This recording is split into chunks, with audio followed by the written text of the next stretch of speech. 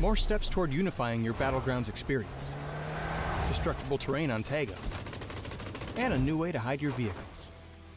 All this and more as we dive into the Update 35.2 patch report. First up, we're continuing to work toward unifying your Battlegrounds experience. This update adds vending machines, previously a Miramar exclusive, to Erangel and Tago. You can also keep an eye out for medical vending machines that distribute first aid kits, bandages, and med kits. All these machines still have their chance at a jackpot, so test your luck when you run into one. In addition to this, Erangel is also getting Tago's destructible pots. Breaking these has a chance to give boosts, healing items, throwables, and even secret room keys. So embrace your inner Link and smash away. And speaking of destroying stuff, destructible terrain and the red zone have made their way to Tago.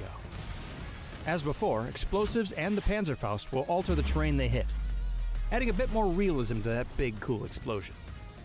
We've also added the pickaxe to the map for those who'd rather dig their trench a little more discreetly.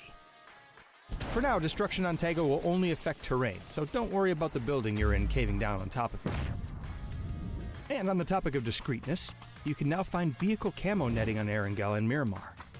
Deploying the camo netting to your vehicle will help it to blend in with the terrain around it, making it harder for enemies to see while obscuring tire positions. We've also toned down C4 a little by making it a deployable weapon that requires 4 seconds to set. This adds a little more risk to the reward instead of it being used as a nuclear grenade.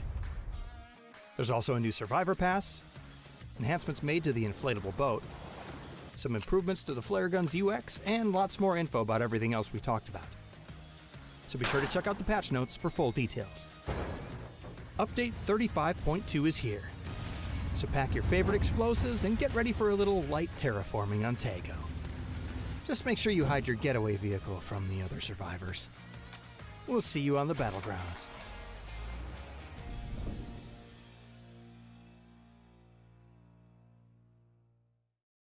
Welcome to the PUBG Players Tour.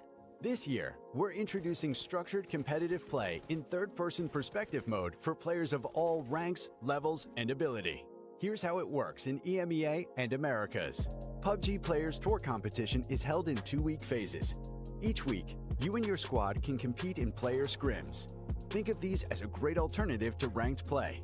Each day of scrims will feature a variety of maps, with defined team and lobby sizes to ensure a balanced best-of-3 rounds. Teams will earn points based on their performance, and daily leaderboards will track their progress. When the scrims are over, the top teams will qualify for the PUBG Players Tour Cups, where they will be joined by up to 10 invited teams, featuring some of the best players in the region. Players' Cup leaderboards will track team performances across 2 days of play, with the top 8 squads progressing to the final round of competition. Players Masters are the pinnacle of the PUBG Players Tournament. 8 teams from each of the 2 cups will engage in fierce competition for a huge prize pool in each region across the PUBG Players Tour season. And for times when a Players Masters isn't scheduled, you can still get your PUBG Players Tour fix with Super Cups. These work just like Masters events, where again, 16 teams, 8 from each of the 2 previous Players Cups, compete for a share of the total cash prize pool. Welcome to the PUBG Players Tour. You know the game. Be a player.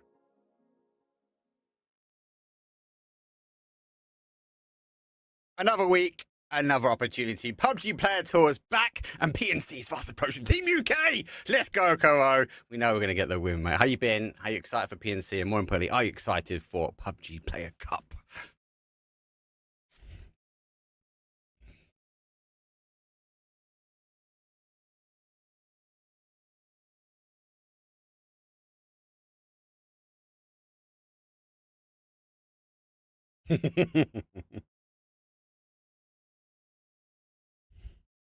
They are.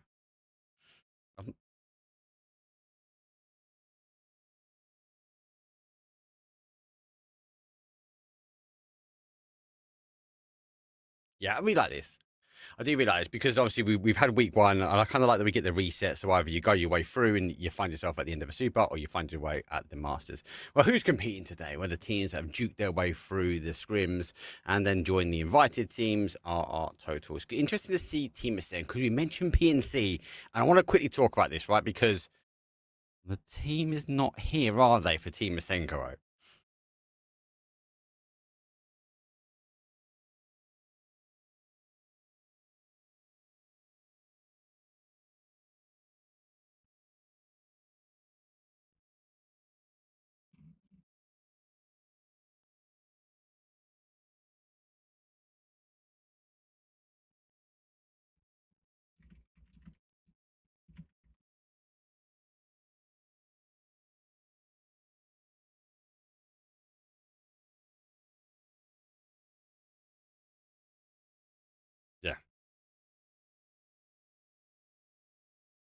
It's called organized chaos, mate. Organized chaos. That's the key thing. But I'm interested to see one, obviously, with Gilly Guy doing the IGL, see how he sort of copes. Do they change their tactics? Do they change how they play?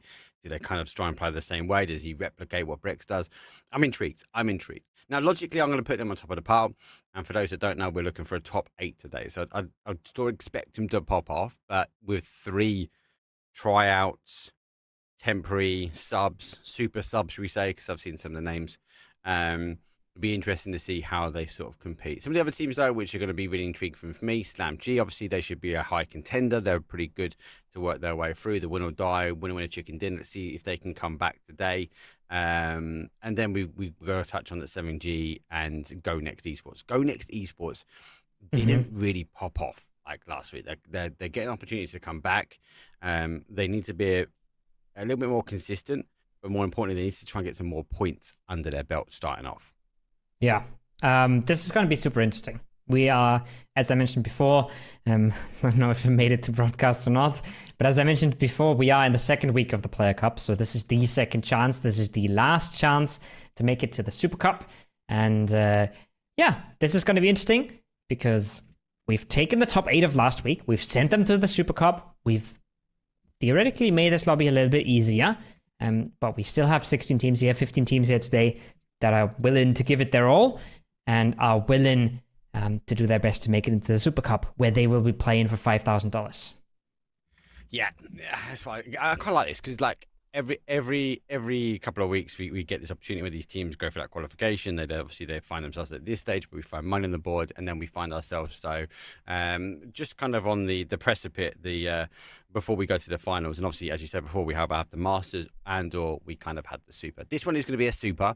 These are the 8 teams that qualified last week. Footy Sports done pretty well. Skittles stole it at the end, but there was some good level of consistency. I think the biggest shock for me was Hive, right? Hive coming off the back of a Masters win, consistent Masters win, but they didn't really perform. So they're able to qualify. So I think they might be looking and watching the rosters, trying to figure out exactly, well, who are going to be our next 8 competitors and how do we deploy a game plan to make sure we sort of win a Super Cup. So we go back to back from a Masters to also a Super Cup. Yeah. But regardless, right? They locked it in and they managed to get into finals. So that's job done, that sort of sense. We had a few teams that were really interesting last time where we weren't sure what was going to go on in the last game. It came down to the wire. The winner chicken dinner team, for example, they were looking really good in the last game, despite only playing 5 games. And they're here again. So if they play anywhere close to the level, they will easily qualify. They should easily cut through this lobby. That's a big ask, though. That's a big if. Playing to the same level is not a given. These are best of 8. There's really no chance to just throw a game away. You really can't make a misstep, right? Like with so few games, you got to be on the ball. You got to be on the ball fast and consistently. This is a big thing. So as you mentioned, we have a best of 8, guys. So obviously we've got 4 maps today, 4 maps tomorrow. Each map we'll play once. So we've already highlighted several times. Actually, some teams do prefer a map, and that'd be the one they kind of pop off on, and they've got to try and figure out how they sort of play the others. So again, we come back to that single word of consistency. If these teams can work on that across these best of 8, you'll be finding yourself in a top 8 scenario anyway. Obviously, winner chicken dinner was slightly different. Obviously, they came in, they did miss them, but they did work. They were able, should we say, to ensure they sort of confirm their spot. Obviously, they get the opportunity to reset. They had to go through the qualification again. They've been interesting one for me because expectations will be for them to qualify, but then you've got to throw into the mix the team extend. You got win or die. They all kind of play that sort of same style. And then we look at some of the other random teams, Vending W, when you've got the likes of Melman, Mad Negative, that sort of lineup as well. That's going to be a complete curveball for some of these teams. So we've got some experience coming in, kind of, I'm going to say mixed team or kind of made shift team for these events. They can be quite dangerous. For sure. I honestly love to see it. I love to see like some of the OGs come back and play a bit, even if it's not like instantly for a massive org again, you know, it's not instantly on a GPT or whatnot. But just seeing them come back, like Melman, Alia, 2 of those names, that is nice to see them around. It's nice to see them playing. We had similar names on Winner Winner Chicken Dinner last time, where it's like they've been around forever. They've been on solid teams. They've been on good teams. They just haven't popped off recently. And seeing them come together for these kind of tournaments is honestly just the best outcome of these tournaments. You know, getting people to play again, getting people to play for the first time, getting people to compete for the first time. That's what this series is for. And I love when it works. Yeah, I agree. I do agree, especially when you get that flow, that momentum come through. We're looking back at some of the highlights, though. This was from that week number 1, as mentioned before. Obviously, we are on the second leg, so we are just about to kick off the best of 8 times 2. Some explosive action, though. Obviously, we are on the half-priced chicken dinner format, as I like to say. So for a win, you'll be getting 5 points. That does, as we spoke many times last week, does really emphasize some of the early fighting, some of the early kills. We've got the recall system in as well. I didn't feel like we saw a lot of teams really utilize that recall system to its best advantage, but we definitely saw early engagement. Do you expect the same thing kind of to happen this week, that we're going to see teams maybe just going to hunt down and farm these kills early? I think so. I think the combination of the point format and the blue chip revive is absolutely leading to more early engagements, and it's leading to more aggression in the early game. And I think it's also fair to say it's leading to less calculated aggression. It's just more fly in there, get it done. If we can lose 2 players, if things go well, losing 3 players isn't the worst thing in the world, right? You can very often reset from that. Sometimes there'll be a third team that says hello and doesn't let you reset cleanly, camps you on the blue chip, or it doesn't even let you get there. But generally, you can go for so much more. Or you just get into school and you put on your little private dance for the observer. Oh, you make it sound so wrong. Just talk about the camp in the blue chips, because there is a team in this lobby which I've seen do it multiple times, and that's the Win or Die team. They are a team very well known for maybe getting the win on the fight, letting someone work their way to safety, but they have been a team that has been well known just to sit tight, and they will wait. They will even wait out in the blue. So expectations are for them to try and get as many kills as they can, and that's kind of where we've seen them be successful before in the past, especially when it comes down to getting the kill points. So I'm intrigued to see if they kind of continue that mentality, but I still don't think we're anywhere near that meta, that kind of like default, yes, we figured this system out. I still think a lot of these teams and players are on a little bit of a learning curve, and some things seem to work, some things definitely don't work. But Win or Die, definitely a team for me that is holding out and looking to try and get as many kills or capitalize on those kills that they can. Yeah, I think if I had to make a read on this lobby, I'd say Ascend and Win or Die should be teams that sort of walk away with this, run away with this. Of course, on the first day, that might not fully materialize because it is 4 games after all, right? And there's a lot that can happen. But generally, I think we have a pretty clear picture of a few teams that will make it through. And then we have a lot of teams in the lobby where we're not quite sure. We're not sure if a winner chicken dinner can repeat what they did last time, right? We're not sure. You talked about the makeshift teams where tons of potential, but not really the cohesion that you would have from a full roster like a Win or Die. There's a lot of question marks in this lobby, but I'm super excited to see how many of those questions we can answer today.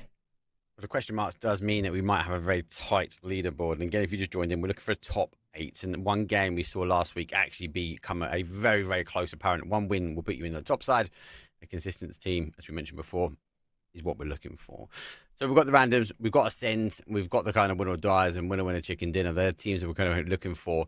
Joven, for me, obviously didn't kick things off, but I'll be interested to see how they kind of compete when it comes down to this lobby. And then we not even really spoke about that 7 gaming. 7 gaming for me, especially on week number 1, was huge. They done well. They did fall out though, so they could start, but didn't quite get that consistency to retain. And obviously with a best of 8, sometimes it's a little bit difficult because teams will understand how things dynamically move and change. But we need to move. We need to change, though, as it is week number 2, match number 1, and you can't get any further than this. This is a fair and easy playing path from a northwest, all the way down towards the southeast, through the heart, through the soul. That is Picardo, and we even lost the play now. Is that fair? I feel like the observer was pretty sure what he was doing, but then production was like, oh no, he missed it. He missed it. He's missing it. There's no trust there. We got some trust issues going on, guys. Fix that immediately. Observer caught the plane. And we have the first few teams jumping out already. Again, like you said, a lot of question marks in the lobby, and then a few teams that we would consider lock-ins. But honestly, what do we know, right? Like, we have our expectations, we have our inklings, we think we know what's going to happen. Realistically, nobody does. And we thought this lobby would get a whole lot easier from last week to this week. But with the team in the north here, Anybody's, Mad Nicative, Melman, and Lostfan coming in, that's Vadim D, right? Or Vadim something, whatever it ends with. We got Ascend coming in, we got ADR coming back, we've got Slam G. So there's a lot of strong teams replacing the teams that qualified from last week. So I don't even know if this lobby is any easier, Mark. Yeah, I agree. I totally agree with you. Like, again, like, Vadim M, that's the kind of those wild card. Vadim W. Pro, WS. There we go. Like the pro teams, right? It didn't take long for an early fight, though. Go Next Esports and 180 AR. They were duking this out last week for the drop spot. Obviously, we don't have the VP because they are touring. A lot of the players already out there when it comes down to Sol for our ENCs we mentioned before. But Adros will get the first kill confirmed on the board. We saw this the other week. Back to your point, though. Slam G is another team that's going to be up there for me. I definitely feel like they're going to be consistent enough to work their way through. Obviously, they'll be looking for that sort of spot. But then it does really come down to how well these other teams sort of gel together. Some of them are random, some of them have played before. But the dynamic of this has changed. And you're right, it's not an easy dynamic. We spoke about last week. This could be one of the easier weeks if you wanted to work your way through, if you wanted to find yourself into the Super Cup. And then we went through the qualifications and we ended up with this. So, looks clean on paper. I think it's going to be quite difficult when it comes down to a best of 8. Agree. And it's also, you look at it from a statistics point of view and you say, oh, this lobby isn't even full. There's less teams playing. And this is the second attempt, and top 8 qualified last week. This has to be much easier than last time. And statistically, that should be right, but that's just not the way the world works, right? And some of the teams that take the spots are better, and then also the lobby becomes a little bit less predictable, right? It's a very different lobby than last time. You have the team Ascend in there that is a complete wild card without their IGL and without their co-IGL at the moment. And you have a lobby with much more space, makes the whole game very, very different. So you can't just come in here, play your normal game, and expect normal results. So there's a lot of challenges for the teams here, and the next 8 games will show how well they can handle those. Let me pick your brains for 2 minutes then, because I've got you. Yeah. And there's no, you can't go anywhere. There's no escaping. Just yet. Yeah, you're stuck. You're locked in. With the change of Ascend, and obviously now I've got the tryout players, but with Kilikai, like his default style, do you think he's going to go more aggressive today? Do you think he's going to try and take his game style and press the Ascend approach and get these early kills? Or do you feel like they're going to try and play for the late game and get those Hoover upper kills a bit later? It's a hard question. So I have 2 thoughts, right? I think Kili is the kind of guy that loves to be going for kills and be a bit sneaky. But those are things he does by himself a lot. He goes for those sneaky plays. He makes plays. He's a playmaker and a support player at the same time, where a lot of the times he will just try and fill the gap and he will listen to Brex and do what Brex commands.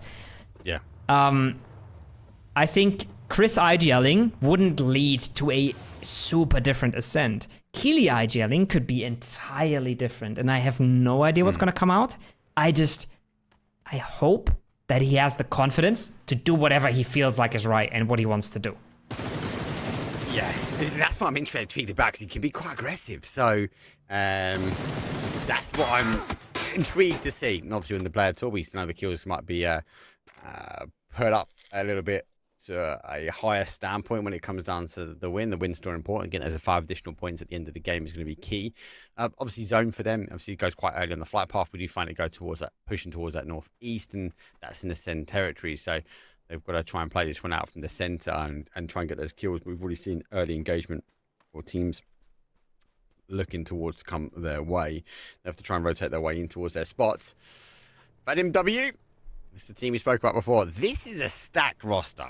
I'm sorry, like this is an insane mix, and we know these guys have played together, right? So this could be explosive. Mad Nicative, though, waiting for the opportunity to pounce. He does pounce. He gets the shots and he converts as well. Frenzy will go down. I can't see him being able to get res. He's going to reposition, use the ridge line to perfection, and there's the first point. But back to my point originally, this is a dangerous, dangerous team, and I expect big things from them. Absolutely. Nice headshot. Malindicative has to follow it up with a body shot. Damage is done, though. Permanent damage as well. That's a player down. ADR again. Just suffering casualties. Mark, we're in a lobby with 13 teams. 13? And we've lost, what, 6 players in the first zone? Insane. It's so crazy. It's a good mix of an incredibly aggressive playstyle and individually just an immense amount of ratting, right? So many players just sitting on corners, sitting on edges of the circle, sitting in buildings and hoping for that pick. And it seems like everybody who tried to go for a pick got his. So crazy stuff actually going on in this lobby. I like this zone as well. Reminds me of the old school kind of ending as well. Definitely pulls down back towards this sort of west side. I think it'd be good to see. A lot of people are going to take some of this high ground here. Anybody's does get the boom down. Again, another big player out there. As Mandicative going to play taxi service. The team will collapse. A lot of the teams will be favouring that sort of southwest side as well. So it's more of intriguing that actually a lot of the teams expected to kind of go old school, come back towards that southwest corner as well. So much freedom of movement. But you mentioned there's only 13 teams at the moment, 46 players. Everyone is hunting for kills. It's absolutely wild. Absolutely wild. Outlandish. This one at least gets rezzed. Anybody's not able to get that one under his belt. Pressure is poured out though. And pressure is received. You can see already they don't want to stick around. They don't want to stay here. They'd rather be somewhere else. They'd rather be somewhere safe. Somewhere where they can play the game proactively. Instead of sitting under anybody's. And not really get anything going the entire game, right? You can't really act. You can't really move. There's not a whole lot you can do if you sit under someone that's on a rock. Yeah, hard to push. He's going to have the line of sight. He's going to be able to use the tools in the chest just to look over and pre-line those shots up and wait kind of for that initial peak. Right towards the other side of things, though. My bad. Here's the car and how exposed himself. I think part of that will be because Jedrock's been making the call on the other side. Sancho is back in towards the dip. I'm going to die to close the grip here. Goes back towards Jedrock. Spray does go over. Doesn't quite get the conversion. Secondary life now, but he's got an open run as he will run back towards that west. Gets caught though, but the boom, they're going to be there to provide the cover and fire. Jedrock's, well, he has to shimmy his way back towards safety. So good timing from him and good team support. Good reset. For now, Varos, a team, if you just look at the team name, you might glance over them. But also some big names here, right? Some absolutely solid players. Anybody says hello, though, finally finds it. Finally finds what he wants. Should be an easy res, but a cut with... He must have taken a whole lot of damage there from Win or Die, I think, but the bleed out goes to anybody's. So he got the conversion, that tag does not matter. It's now a question of, do we get the blue chip? Do we get the revive somewhere? That's the big change, isn't it, with this patch? Is what I really like. So that's why we see the team sort of pushing their way, BFLers, and providing some cover. Again, at perfect timing, allowed to pull up the car and get the chip and potentially go. Got to be careful, though. Keeping those tyres alive. Sancho, there's the grab. Now he's going for the evacuation. So be looking to go back towards that southwest corner. Get that chip back. You like the addition. Let's change the lay of the land. Let's really change, actually, how the game plays as well. So a little bit of a risk versus reward. And most of these teams still sitting in this kind of central to southwest. No one is on the east. No one's on the east, and 2 teams are in Los Leones. Fine is still hanging around. ADR is still hanging around. The circle has now centered on Leos, on that entire eastern side that nobody's in. And these dudes are just having a good time in Los Leones. I'm not quite sure who's camping who. I'm not sure who's got what plans. Maybe Fine is just AFK, disconnected, something. I'm not sure. Everybody else in the lobby is trying to play the game. Go Next and ADR have their own plans. He might be waiting also to get the chip back. It'd be another variable. He's just sitting there by that recall center, but more action, unfortunately, to follow. We do go towards that east side here. The teams have to get those rotations now on Ascend, very much on that west side. Neat from the step-in players, tryouts, super subs that we talk about. They'll work their way through. A little bit of high ground here, so they do look towards the town. You can't call them super subs before they perform. Nah, super subs, mate. Have belief, mate. Have belief, Caro. Come on. You know they're going to do well. I think they're all pretty good. I think they are essentially, I would say, the three next in line. If you're looking to replace an Ascend player, I think it would be these three at the moment. So super interesting to see how that roster performs, but also a really weird situation for these players.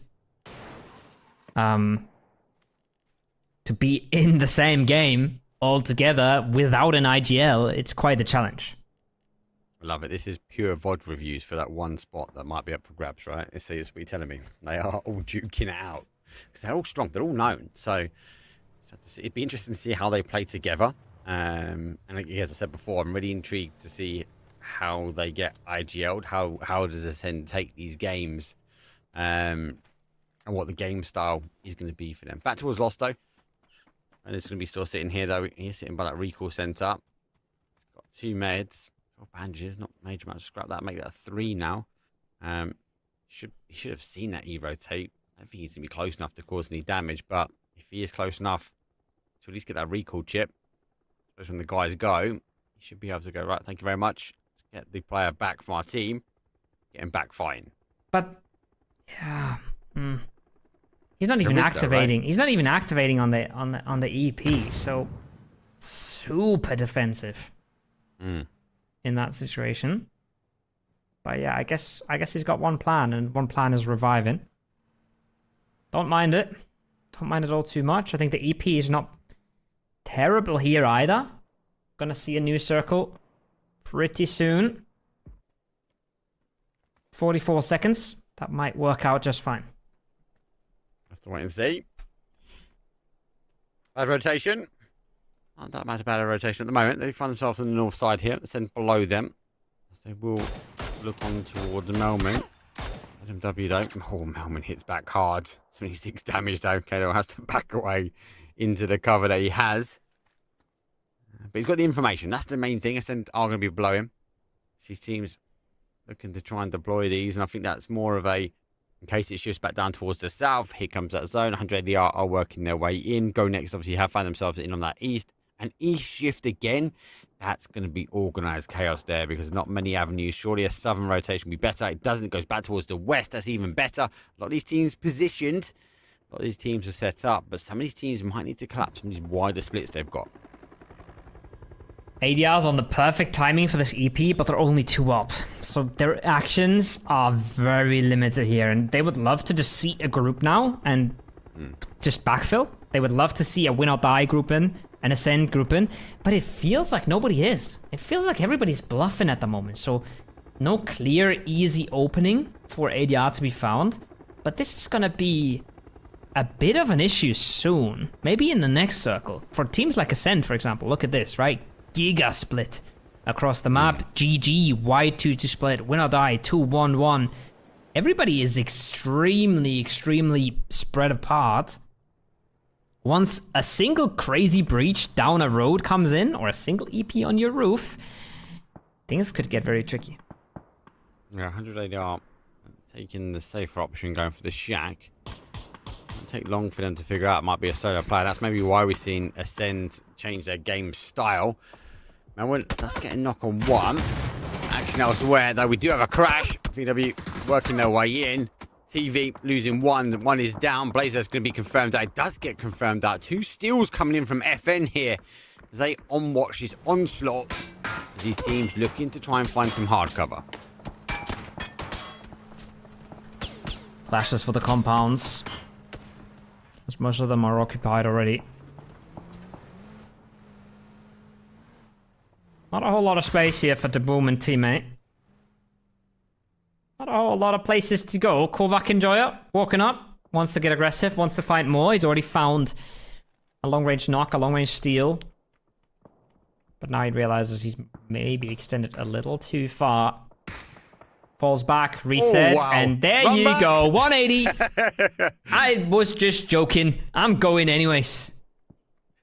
You know, it's the right move though. Fully exposed, didn't quite get the players. Nade comes over the top. That will go downhill. Oh, it bounced in the rock, too far away. Rez does come in. Second nade comes in. Renox should go and causes a bit of damage. The Boomer has to lay low. There's another big arc will come over. The bounce is nice, but bounces away, and the Boom has to activate now. He has to try and do something as he launches the nades out. Oh, that's a good nade back. I love it. I love it. Doesn't just heal in the smokes. Doesn't just go full defense. He gets the counter util out and he actually finds one. That's massive. Nothing can buy you as much time as actually using aggressive util. That being said, he's still in a desperate situation here. He could try and hop in the car, send it down the hill, get away that way. Whoa! Don't get crunched. You can try and slow things down, but I'm not sure how much that is worth, Mark. I don't know. I think you're right. He's gone back to get the smokes out. You got to think if you go downhill, you're going to get caught and the nades coming down. And Zex, well, he was the initial opener with the bolty knock, moved towards the high peak. That's going to finish things off. TV will fall, 13th place for them. Zone shift. Let's go back towards the northmost team, storing a position here. Big splits. Sense looking to get up there as a 3-1, but they're getting breached as well. That north side there, the opportunities come through. Ascend working their way back. They might have to work their way back out of this compound though, and I think that's the right call. They've got in the cars, they've left it, they've seen they've been breached. Now they're collapsing. They were gonna bluff this if there was nothing coming their way, but aggression comes their way, so they fall back from it. I like it. I don't mind it. Solid decision making from them so far. Get themselves one of the most central compounds. It's not free for Ascend. We're gonna have a look at the map later. It's not free to play out of there, but they have all the chances in the world. Yeah, they're thinking later game, right? They know they're potentially going to get stuck on that north side here, so maybe work towards the outside. Melman, we're working to post some mail to someone else at the moment. Let's put down the mortars. I think the guys will try and figure out exactly who's the easiest hit at the moment. In the peak of the mountain ridge. Well, that's impressive, but we know Melman is someone that can pack a punch. So I think he's just trying to weigh up his options now, find out where the easy knock might be. More importantly, where the easy flush might come.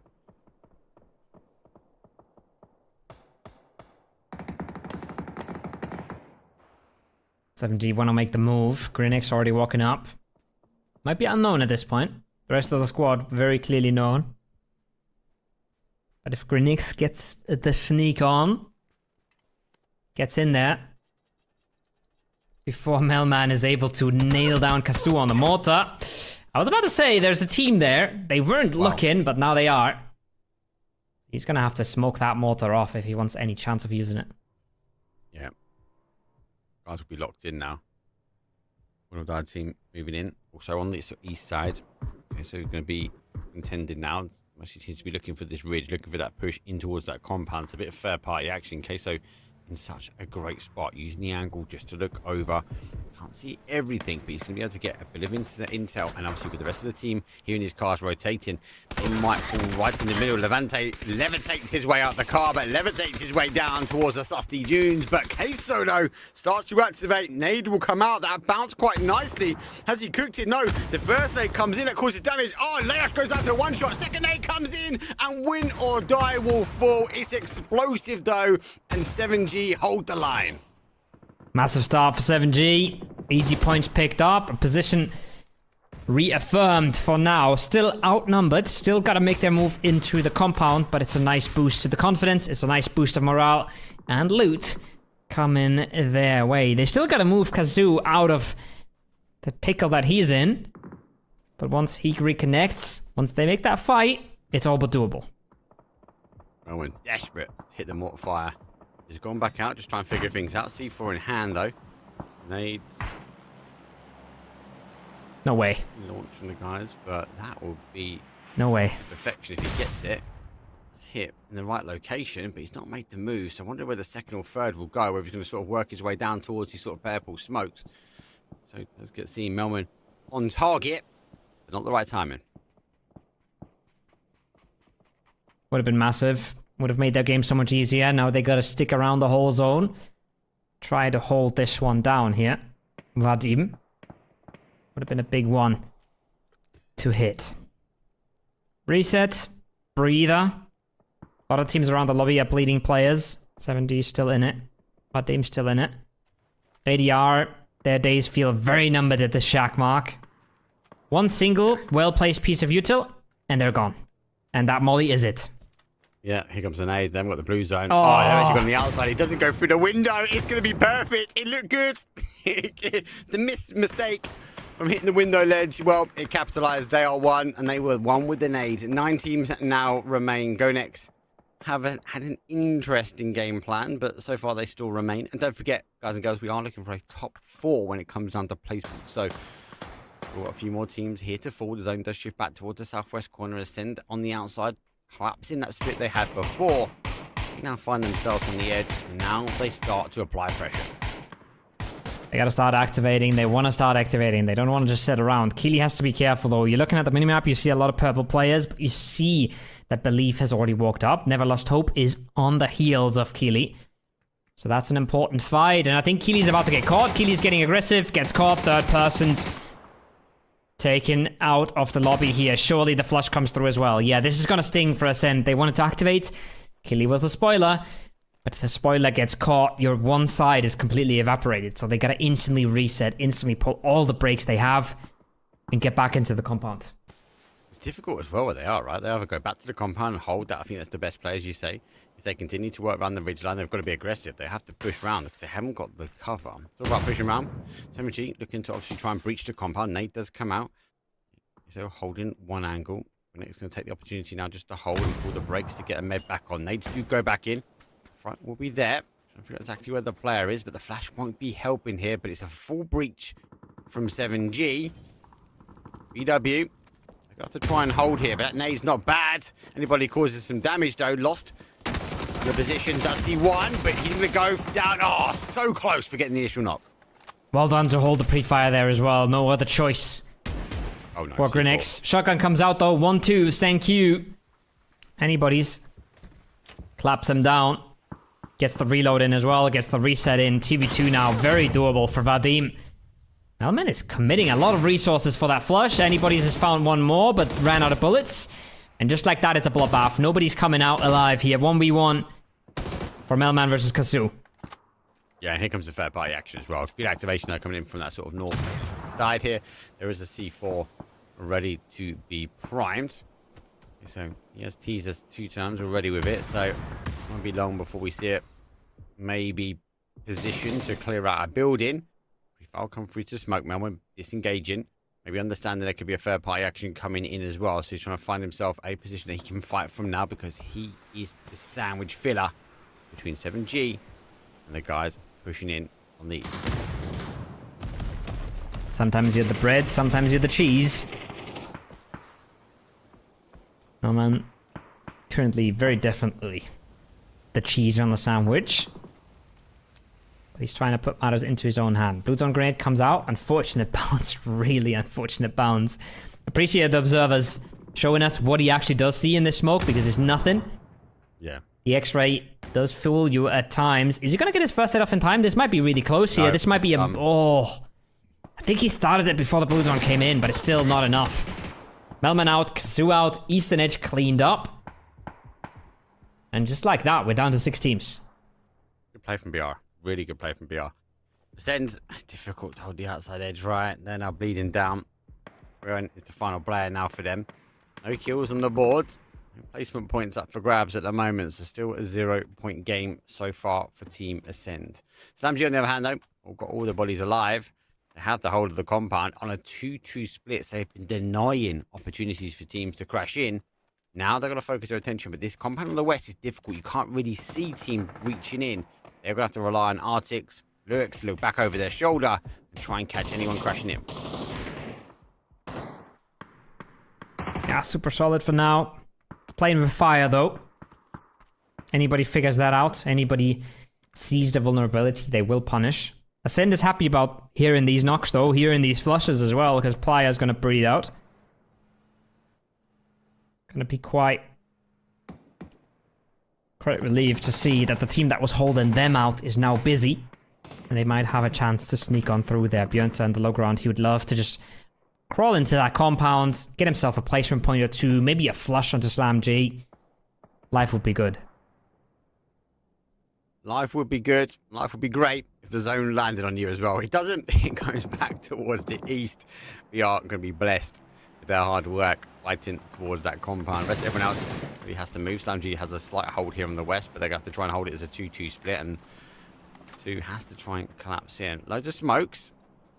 Able to produce a smoke wall line. If they burn them early, they might be outside of late game. 6 teams remain. 16 players. Oh, Burn gets seen. But it's going to be enough. Boostic doesn't get the connection.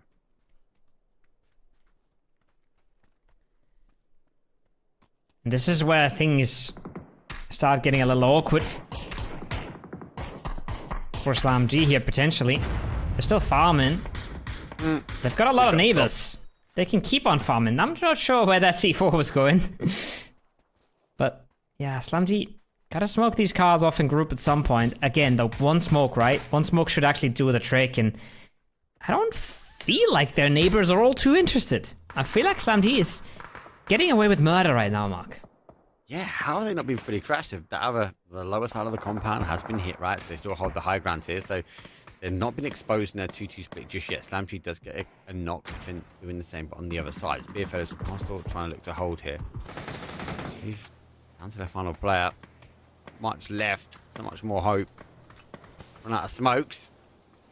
The player is not in. The util dump continues to go on top of him. They need to be cautious. That should be a good confirmation. Actually, the shots will come in. Lurik's not just 1, but 2. And Ascend get closer and closer towards placement points here. Lurix is there. Burn is going to be able to see an exposed opportunity. He gets 1. That should be the first point on the board. And you talked about someone punishing the Slam G. Oh, no. No. He climbed the wall and he climbed himself out. He got a point, but no placement for a team Ascend. They're going to fall in 5th. Fight Knights will fall in the 4th place. Additional placement point for them. And we're down to 3 teams remain. Beerfellas with 3. Slam G with 1. BR with 2. It's like, that's what I meant about Slam G, right? Playing with fire, just leaving themselves so exposed to so many different problems. And then they all kind of materialize at the same time. But that's the nature of PUBG endgames, right? Everybody gets crunched in at the same time. And they just couldn't handle it. And I think they're going to bite themselves a bit. Like, this could have been a dominating win for them. This could have been locking in qualification on the first day. Now the game's kind of ran away from them. Artix, he has a tiny shack that's still in play. And he's severely outnumbered here, Mark. He is. Has to work his way down. And he's just fully exposed, right? He needs to... Logic is get to that shack there. We can see in the corner. Just going to check things off. You can see the smoke. It's got a bit of time. 30 seconds on the clock. Or having to kind of make that shift. Can't leave it too late. Bad rotations. When they've had really good rotations so far, they'll be looking to try and rotate their way to a win. And Artix, well, he's looking to try and expose the side angles here of Beerfellas because he's hoping, praying, that those guys are going to leave that compound and going to be exposed to his angle.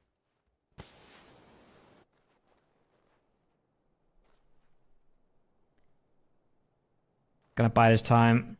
He's got to try and activate when somebody else is moving. Like you said, that is the angle, right? That is the angle for the Beerfellas. They got a mountain to climb. And Artix is going to try to trip him up as much as he can. Wurzik makes it to the deployable cover. Barely inside the circle right now, just barely. A position to live. Not a position to be winning the game from, and Artix finds it from the side. That's the angle, that's devastating. The nades could finish this up now. Sayu has nothing though. Kadel has a little bit of util. I'm not quite sure how big the arsenal is. I think it was just 1 nade. And it's way short, so could even be a full reset, Mark. Do you know what I really like as well? Artix, yes, he got the initial knock, but he's also taken the opportunity to continue applying pressure towards BR. He's now on the other side of the road. way. And he's able to find a FAMAS in his hands while crossing the road. Knock was critical. He knows the bad rotation then would try and get the flushes. He is exposed the game plan to perfection. This is really good. Now he's going to work his way on the top. They're still trying to get those flushes, but they're going to have no idea. The FAMAS is now at top of the hill. It might be a bad rotation. Nade will come out. FAMAS will spray, but doesn't get a connection, but the nade does. Oh, that's so big. It's big for Slam G, but it's bigger for the beer fellas. The game's just been turned around. It's been given to them on a silver platter. Arctic, so aggressive. I love it. I love to see it. 10 frags for Slam G. But it's the winner-winning chicken dinner for the beer fellas. Beer fellas with the kills, and they do get the win. But what a play. Arctic didn't have much to work on. He obviously was key to get that knockdown on beer fellas. And the moment he got the knock, you could see him in the background. He was just running as quick as he could. He got to the drop. Famas in hand was like, thank you very much. And the guys for bad rotation, they dropped the ball on him, and it could have been catastrophic. Able to dig out a second place. So well played for them. Additional points will go their way. But what a game, though. Slam G able to hold a huge split. And as you say, in your language, they were not punished one bit. I think so many players in Arctic's position would have just sat. They would have looted a drop, got themselves the 3 gear, and just sat there and said, okay, well, this is a 2v3v1. I'm going to wait for the big teams to fight, and then I'll figure out what to do later on. But he takes matters into his own hands, and I love it. I love it. I think that's correct play in every circumstance there. Right decision at the right time. And if he just, honestly, if he just wins that last 1v1, it's a relatively fair 1v1. I would even say he has the advantage. He just doesn't win it out. It's massive points, right? So, well done by him. Nice attempt. Completely ruins the game for the team on the top hill. Gives the game to the beer fellas. But nice few points on top for Slam G. I felt like the Famas, the shorter mag, really punished him there. But yeah, great play from Slam G. Good moves though from 7G as well. Bad rotations, had a huge rotation their way around up towards the top, taking that compound. So lots of early engagement, lots of early fighting, which means some points. Does mean we need to go towards a break though, as these teams are eager to get themselves up. Round number 2, it's going to be time to take go. See you guys in a few. 2,000 years long, we will never settle. Hard days, no way with a heavy metal. Real life main stage, set without rebels. Like a torch to a flame when it burns hot.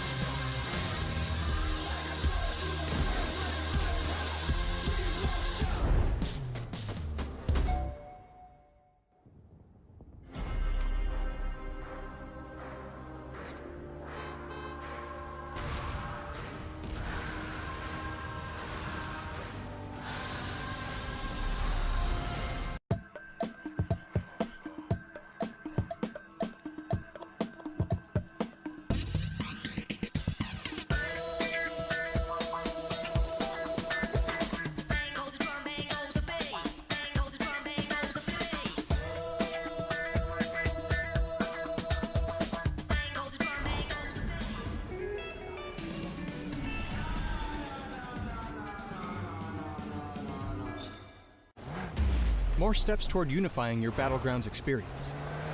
Destructible terrain on Tago. And a new way to hide your vehicles. All this and more as we dive into the Update 35.2 patch report. First up, we're continuing to work toward unifying your Battlegrounds experience.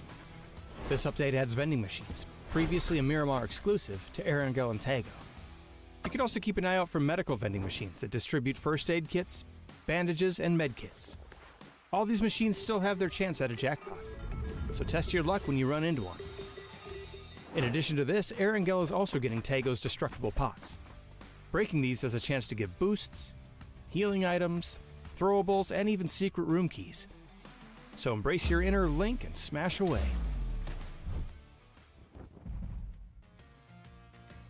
And speaking of destroying stuff, destructible terrain and the red zone have made their way to Tago.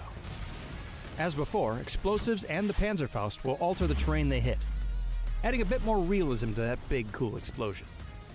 We've also added the pickaxe to the map for those who'd rather dig their trench a little more discreetly. For now, destruction on Tago will only affect terrain, so don't worry about the building you're in caving down on top of it. And on the topic of discreetness, you can now find vehicle camo netting on Erangel and Miramar. Deploying the camo netting to your vehicle will help it to blend in with the terrain around it, making it harder for enemies to see while obscuring tire positions. We've also toned down C4 a little by making it a deployable weapon that requires 4 seconds to set. This adds a little more risk to the reward instead of it being used as a nuclear grenade. There's also a new survivor pass, enhancements made to the inflatable boat, some improvements to the flare gun's UX, and lots more info about everything else we talked about. So be sure to check out the patch notes for full details. Update 35.2 is here, so pack your favorite explosion. Game number 1 done and dusted, though, as we are on week number 2 of the PUBG Player Cup, the TPP action. We are trying to find our top 8. We're working their way through towards the next Super Cup. No money on the line, but there is money up for grabs here. Good rotations, good move, but Slam G, despite getting the win, felt like they were the champions of game number 1. Yeah, I mean, in this format, you get yourself 10 kills, you're playing a massive game. That's just the way it works. I still think they're going to get away from this game with, well, higher expectations. They should have won this game. They had all the tools in the arsenal to win this game, and they decided to go greedy, and it paid off, right? They got all the kills they wanted, but you still want to close this out, especially if you're Slam G. Again, they've performed in a Masters event. They've shown us time and time again that they're good enough for player cups. They don't really fumble any player cups at all. They have really high expectations. And a team of their caliber should have probably won that game, Mark. Well, he had a Famis in hand. I think he got done short, though, with that shorter mag, because he did climb the top of the hill. But they did have all the weapons, all the utility, but they were greedy. But it is time to Tago now. Round number 2, though, is going to be explosive action. We've seen these wild card maps, as we like to call them, but every map feels like a bit of a wild card map in this format with a best of 4. It's a northeast down towards a south central. These are still very, very explosives. We saw explosive action game number 1. A team like Slam G can cope under pressure. So another good game from here, another big amount of kills. They will be looking to secure their spot early. Absolutely. Absolutely. Planes in the air, players jumping out. Going across the eastern side of the map. I've heard some whispers that we might get a remake here, Mark, but I'm going to wait for production to confirm. I already see 3 teams flying towards terminal. Gives me a bit of an idea that maybe this game's a throwaway. No, it's chaos. It's a wild card map. We'll wait for this one, though. It is a northeast down towards that south central, though. It does favour that east side of the map, though. We also got airport under congestion. No, Gonex is going. But here we go. It is going to be a remake. I thought we had chaos, though, unfolding in front of us, though, especially with that flight path. A flight path like this, Koho, is dangerous anyway, right? Because we're forcing teams into potentially early fights, early engagements. Well, lucky enough, we're getting a remake because that zone shift would have been horrific. You wanna know why the remake is? Is it a zone? No. I mean, that would be a good reason. That'd be a solid reason. But it seems like the admins have left it in FPP, so not quite the settings intended for this tournament. The unique selling point of this tournament is the TPP settings. So we had a bit of a mishap there, but yeah, we're gonna try to get you guys back in game ASAP. We're gonna load the players back in. PUBG has made that very easy, very seamless with the new features, and I think we should have the players back in no time. Let's talk about the game number 1, though. Let's break it down a little bit more because we get an opportunity to talk about some of these teams. Let's kick things off with Ascend because I do really want to end on kind of that Slam G and that Slam G move because I think it's good to talk to people about how they got away with that 2-2 hold. Ascend, they were really greedy on the hold. They were actually holding out individual compounds, 1 apiece. And actually, I do want to highlight some success because they went back. They sort of recalled back. Gilikai played across to burn. Obviously, we saw 100 ADR crash in and they moved their way back and they identified that crash coming in from that north side. So I really like the movement for them, but they got kind of exposed. That north side, that ridge, they had 2 options. Obviously, be aggressive and push their way around, and they were just unlucky because the team was also being aggressive on that west side. And their anchor player, Gilikai, he got exposed, and that really changed how Ascend were going to play. I think it's fair to say they got a little unlucky, but it's, if you want to frame it negatively, you could also say that they messed up. You have an anchor player. That guy is not supposed to go aggressive at all. That guy is supposed to anchor and stay still and stay on an angle where he will win the fight and where he will even get a knock if multiple people come towards him, right? So Kili gets a little too anxious there, wants a little bit too much, gets punished, and after that the whole game just fell apart for them. I think they basically all crumbled right after that, except for Björn. Yeah, and then he crumbled as he tried to climb over the wall. But we'll wait and see. Do you want to talk about some of the other teams, though? Because the lobby is given up there or thereabouts. The other big thing, obviously, and it felt like a lot had come to the split, the zone obviously was very much on that sort of west side. A lot of teams played in towards that southwest. We saw a heavy east shift as well. But that didn't really falter the teams. We didn't see anyone go for any crazy rotations. No one went for the wide angle up towards Oasis and round, or down towards the south side and round. Everyone really held firm, and I think they got lucky enough that the zone played back their way. But then we saw some explosive action. And this is where I want to talk about that sort of Slam G hold, because Slam G at this point was still holding a 2-2 split. And from that point, they didn't want to move. And it can be productive, but it also can be disruptive. But I feel like with those compounds, they're able to kind of look over each other, and no one was able to kind of sweep in from the west to a degree. And as a result, it was all come down to kills. So they was able to farm a huge amount of kills. And yes, we have half-price chicken dinner, as I like to say, but the amount of kills that those guys capitalize on, a win, yes, maybe an extra 5 points at the end was going to be okay, or extra 2 points in the end of things. But for them, I think they'd be happy with the amount of kills they bagged in game one. They will be. They will be, absolutely. It's a good thing sometimes. The circle hard shifts away for you. You stay in your seat. You can get yourself rewarded sometimes. And if you guys stay in your seat, then we'll be right back with game number 2 in just a few minutes.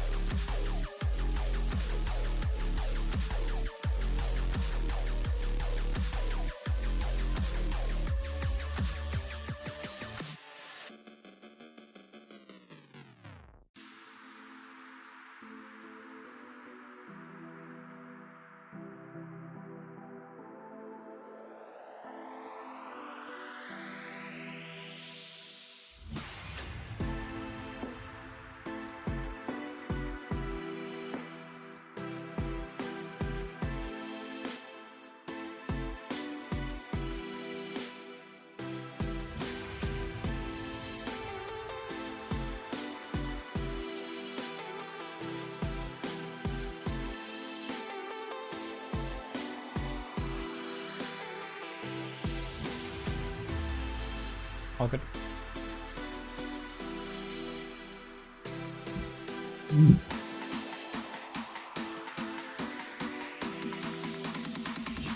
Well, because of the shocking playing path and that horrible zone, we had to reset things because everyone wanted to ensure they were playing TPP, not FPP. So we're going to be getting things back underway, though, for Tego. Back to our points on this game number 1. It did set a bit of a stall, and it was aggressive, though, Koi. So maybe I expect the same level of aggression. These teams are still trying to farm the points. I was a bit puzzled by Go Next, though. They held really, really long, and with 100 ADR, who didn't perform again last week, and they didn't really perform in the Masters, they're also another team that maybe need to rethink about how they play this style, how they work with the recall system, because I think like they held on for far too long in the outside edge of blue. I wish we would have known the whole story, right? I wish we would have known what went on there. I know ADR went for the EP, and I think that was a good play. They didn't get the reses off first, so their EP was to a good spot, but just not enough players. Not enough players to force something, right? You're 4-man on an EP. You see a warehouse where nobody's peeking, you can just fly in there. If you're 2 dudes, you land on that warehouse on Björn, your game can be over in a matter of seconds. So they go for the more passive approach. Would have had more options if they had more players. And that's, I guess, why Go Next stuck around for so long. They really wanted to make sure they get the revive in. But in the end, that brought them basically nothing, right? Yeah, I think you're right. I think they would have potentially gone for that kind of warehouse. Potentially, that would have been a bit different here. Ascend could have got exposed. Again, we go back to Ascend, and Kilikai saw them coming in, so he collapsed where his position because he wanted to take the fight as a 2-2, right? So lots of if, buts, and maybes, but obviously at the end of things, Beerfellas actually kind of kept out the kill feed for quite some time. They played in the south. They came in that sort of southwest corner. No one really around them. They took some third-party engagement, but that was it. The most highlight I feel like that we gave them was the win after that first game. But a win's a win. It's a 5 additional points. They got 4 kills. Not a bad game. 9 points to start. Absolutely not. It's not as big as it would have been with the old point format, the legacy point format. But it's still a nice start to the games. It's good to get the mood up, and they got a few frags to boot. I don't think they were in a position to frag out ever. I don't think they were in a position to dominate ever. But who knows what might come. We have 3 more games tonight. We go into Tego, and we are going to see what the players can do there. So close. Go into Tego. Time to Tego. It's the southwest, up towards the northeast. We do finish over the top of our shipyard. We go through the river. It does favour more of the island, but we'll have to wait and see. There goes the blame. Here comes the players. A couple of early drops, actually. Quite a few early drops. Looking enough, they are splitting here. Tending to be going for that kind of Hosam prison area. I do like this map. The more and more I get to play, the more and more I get to see in esports. These teams are kind of figuring out their rotations. The only thing I'm going to say puts me in the edge of my seat sometimes if we get an island finish and we see teams camping out those bridges. I love what they've done with the bridges in this map. I think they kind of, when they developed this map, they sort of sat down and said, what can we do about bridges? And they came out with 2 concepts that I both like. The Michael Bay bridge, right, where the boom is looting right now in the middle of the map, where you just have to sort of fly over, and then the double bridge on the west. I think that's a really cool mechanic. That's a really cool asset to the game. So good to see that. Surely Levante is not in time to find Aniko here, right? He's running. No way. He's running. He's looking for some gunning. Okay, so he's out in the open, and I think he knows he's going to be exposed. Like, a good shot on him, he's just come down. He just needs to get a connection. Initial shots will come through the mutant. One of those guns I'm not a big fan of, but doesn't quite get the connection. And Ascend doesn't look like they've got the momentum going at the moment. And maybe a bit of miscommunication.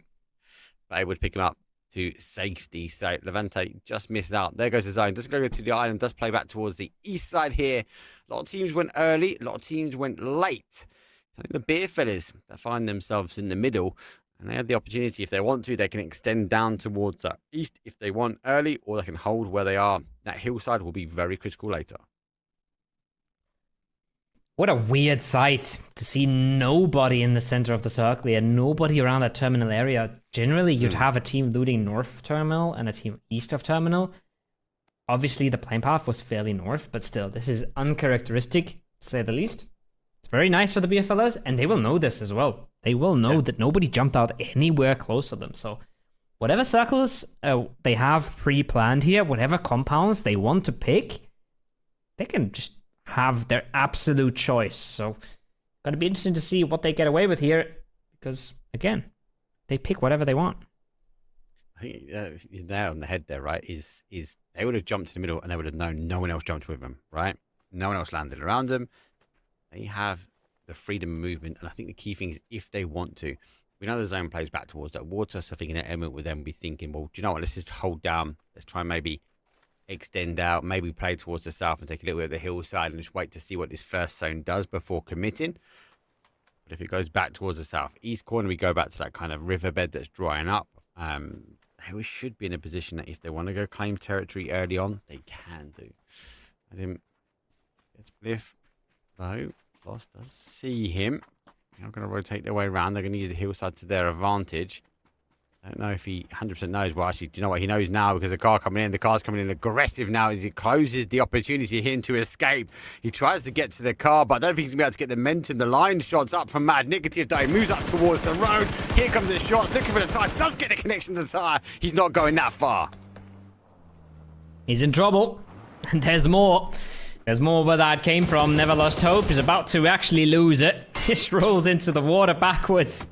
Absolute desperation moves. He's got a bit of cover from Sunflower E, but honestly, feels like his days are numbered at this point. It's getting messy here. All the different angles being gathered. It's not a clear-cut fight for anybody involved, but Never Lost Hope is swimming in phase 1. Has lost his car. You do hate to see it. That's going to be the only option he could have played, though, right? Do you know what? I wouldn't have thought. I would have stopped the car. I would have tried to fight it. The fact that he cruised into the water and he had the guys on the bridge, I think arguably it might have been the best play. Kept him alive. There's more action. We mentioned the bridges, though, as they will come pinpoint choke points to the degree of these teams trying to cross. The Boom takes a heavy hit again. He has to duck and cover. Go back towards the ankles, though, and Melman, though, has some high ground here. Looks like he's been able to spot the player on the bridge as well. I love it. These are pure choke points on the map. You say you love the maps and what they've done with them. I love the fact that these teams have to rotate over them, and a good team that can set up a really strong base camp, they get the points. Not a good time for Melman right now. Shots are clean from Frenty. Finds it through the gap in the tree as well. Well connected. Makes it costly. Makes it awkward. Again, not a clear-cut fight for any of the parties involved. You want to get the flushes, you want to get the confirms, you want to reset. That's easier said than done. Mad Negative, not looking like he's done with it though, Mark. I think he's walking up the hill. He's looking for more. All about these points. In formats. On the board here. MW Mad Negative, though, is walking up. Player, he's seen him. He's moving over. Addictive's just going to get a little bit of elevation. Double checks back towards the north. Make sure there's another player's moving their way in with the coop. Seems to only 2. Just trying to figure out exactly the remaining numbers. But I'll give it the benefit of the doubt. These guys have fought out from the beaches to a degree. And they've made to work their way through. Interesting to know if they've got the additional chips with their players. I very much doubt it. Some of these teams start to lock down these recall systems.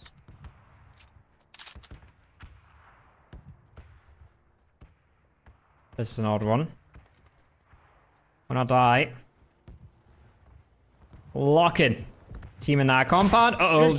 Oh, so close. Doesn't matter. Levante connects. Levante always connects. The man's an absolute DMR menace. Don't know if I don't know if he's known for crazy plays with ARs, but every time I see that man with a DMR, I get a little scared.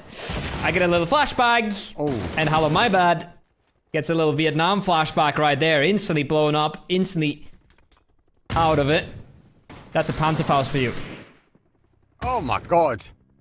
Slim Shady. Crazy. Panzer punished. Love how he cleared the glass just in time as well. Levante still wiggling his way across though. Jedroxo has the high ground. Does get the knock though. And Texto will be under cover just for now. They're going to try and get the smoke. Let's put the smoke on the outside. Give him some elevation that he'll be able to look over the top of the smoke and you see a push, but with player in the compound. Was that C4 that just came out? It is as well. Win or Die are a team that will win or die by any means, and that is going to force this team to move. Might not get the conversion, but it's going to force them out the building. Oh, but now he's got to move himself. He's got to get out of that C4 himself. Walks through the open in the process. Nope, punished at the time. Ascend is saying good hello, though. And Joven over the top. Gedrock's knocked and flushed. Ascend now knows, okay, there's 3 teams here. This is an absolute disaster of a fight. But everybody still wants these kill points, Mark. They're worth so much. If you can get involved early, you will. This hillside is so critical. We see it again in both sides, TPP and FPP, where these teams will sort of hold out edges. There's lots of wonderful bowls you can put cars in. But with so much action here, you are going to be teased in to try and take the fight, to try and get the third party ascend one side. Joven on the adjacent side, though. It's fine on the outside edge of terminals. All these teams sort of work their way in. So teams losing bodies. Slim Shady, 2 kills. Really holding things up here for fight nights. The guys to fall on his sword, but he's only got the 1 weapon, the barrel in hand. Doesn't have that much ammo, so spray, maybe 2. He might be reliant on that taser gun, and that is a clippable moment. If he connects a taser onto a player, it could be huge, but it's still 1 versus 1 in the combat.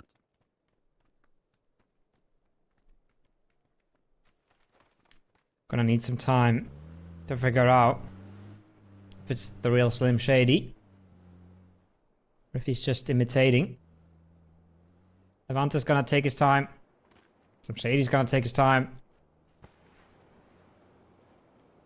And I don't think they know about Neeks at all, Mark. Sneaking his way down. He's in a good position. How close can he get? That's the big question. Shady's moving his way out. He looks to stand up, takes the fight head to head. Nix is going to expose the angle, so he has to be very cautious though, but he has no idea he's here.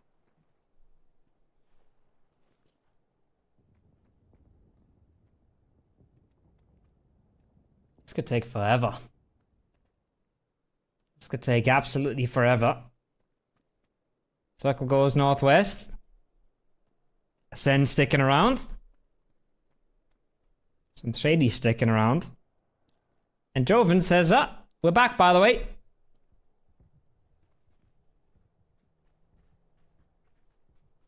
We punish him. Sends work their way down. So there's that shift back towards the water. We see that a lot. So fellas do move their way back. Surprised they gave up all the terminal. But they go more towards that riverbed, expecting it maybe to end on that river. Good move. 7G going to take the opportunity now to sort of crash in towards terminal. Shady. Storeroom.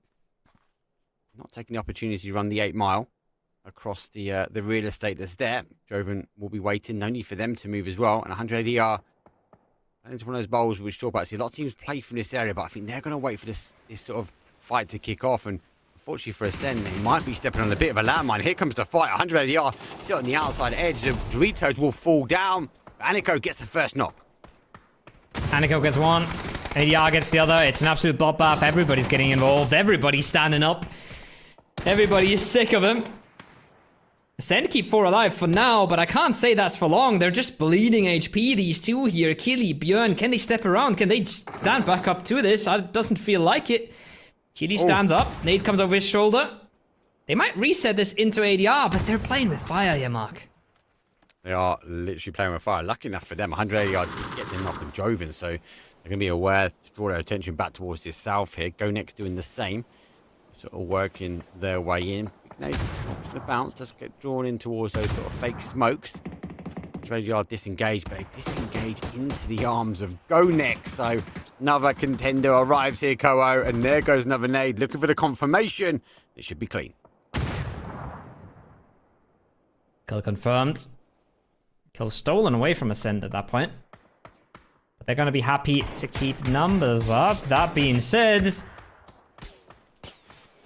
don't think they can be aware. Levante finally sits down Slim Shady. But there is one Go Next player with a massive angle on this, right? Project Lalok. Walking up. Should be a thorn in the side of Ascend here, no doubt in my mind. Be a massive fall on the side. Go next. On kill. They need to kind of make up though from that first game. Neeks will fall.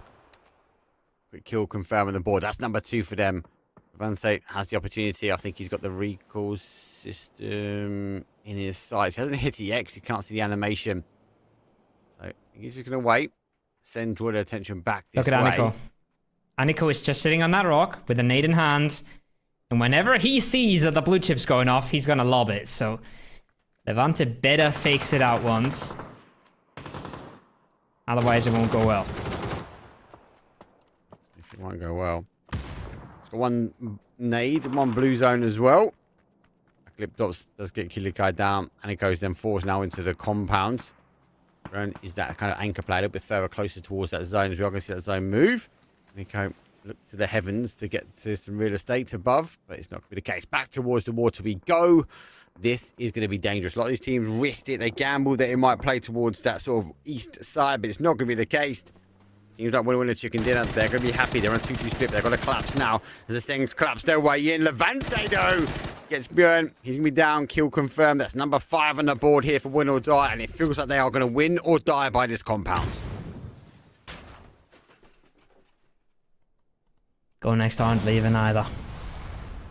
Everybody's just here, and at some point, everybody's going to have bled players. So everybody's going to be happy to stick around because, well, you win the fight in the end here. You get your resets back in, and, well, Slim Slady has just been replaced by Aniko. Björn takes the fast way to the lobby. Doesn't pull up on his teammate, pulls up on the enemy, and gets immediately punished there. Small misstep, very fast punish. I feel like this is a mode. This is just punishment mode. Andrelia moving front. See him. Does enough. Yeah, does enough. Gonna back away. There's that kill. Stage number 3. Get away from it. Send's gonna fall. Levante punishing yet again. Looking for the opportunity. Finn's gonna be there as well, taking that spot. If it's not just one, it's someone else. Lucky enough for him, he's not in the blue.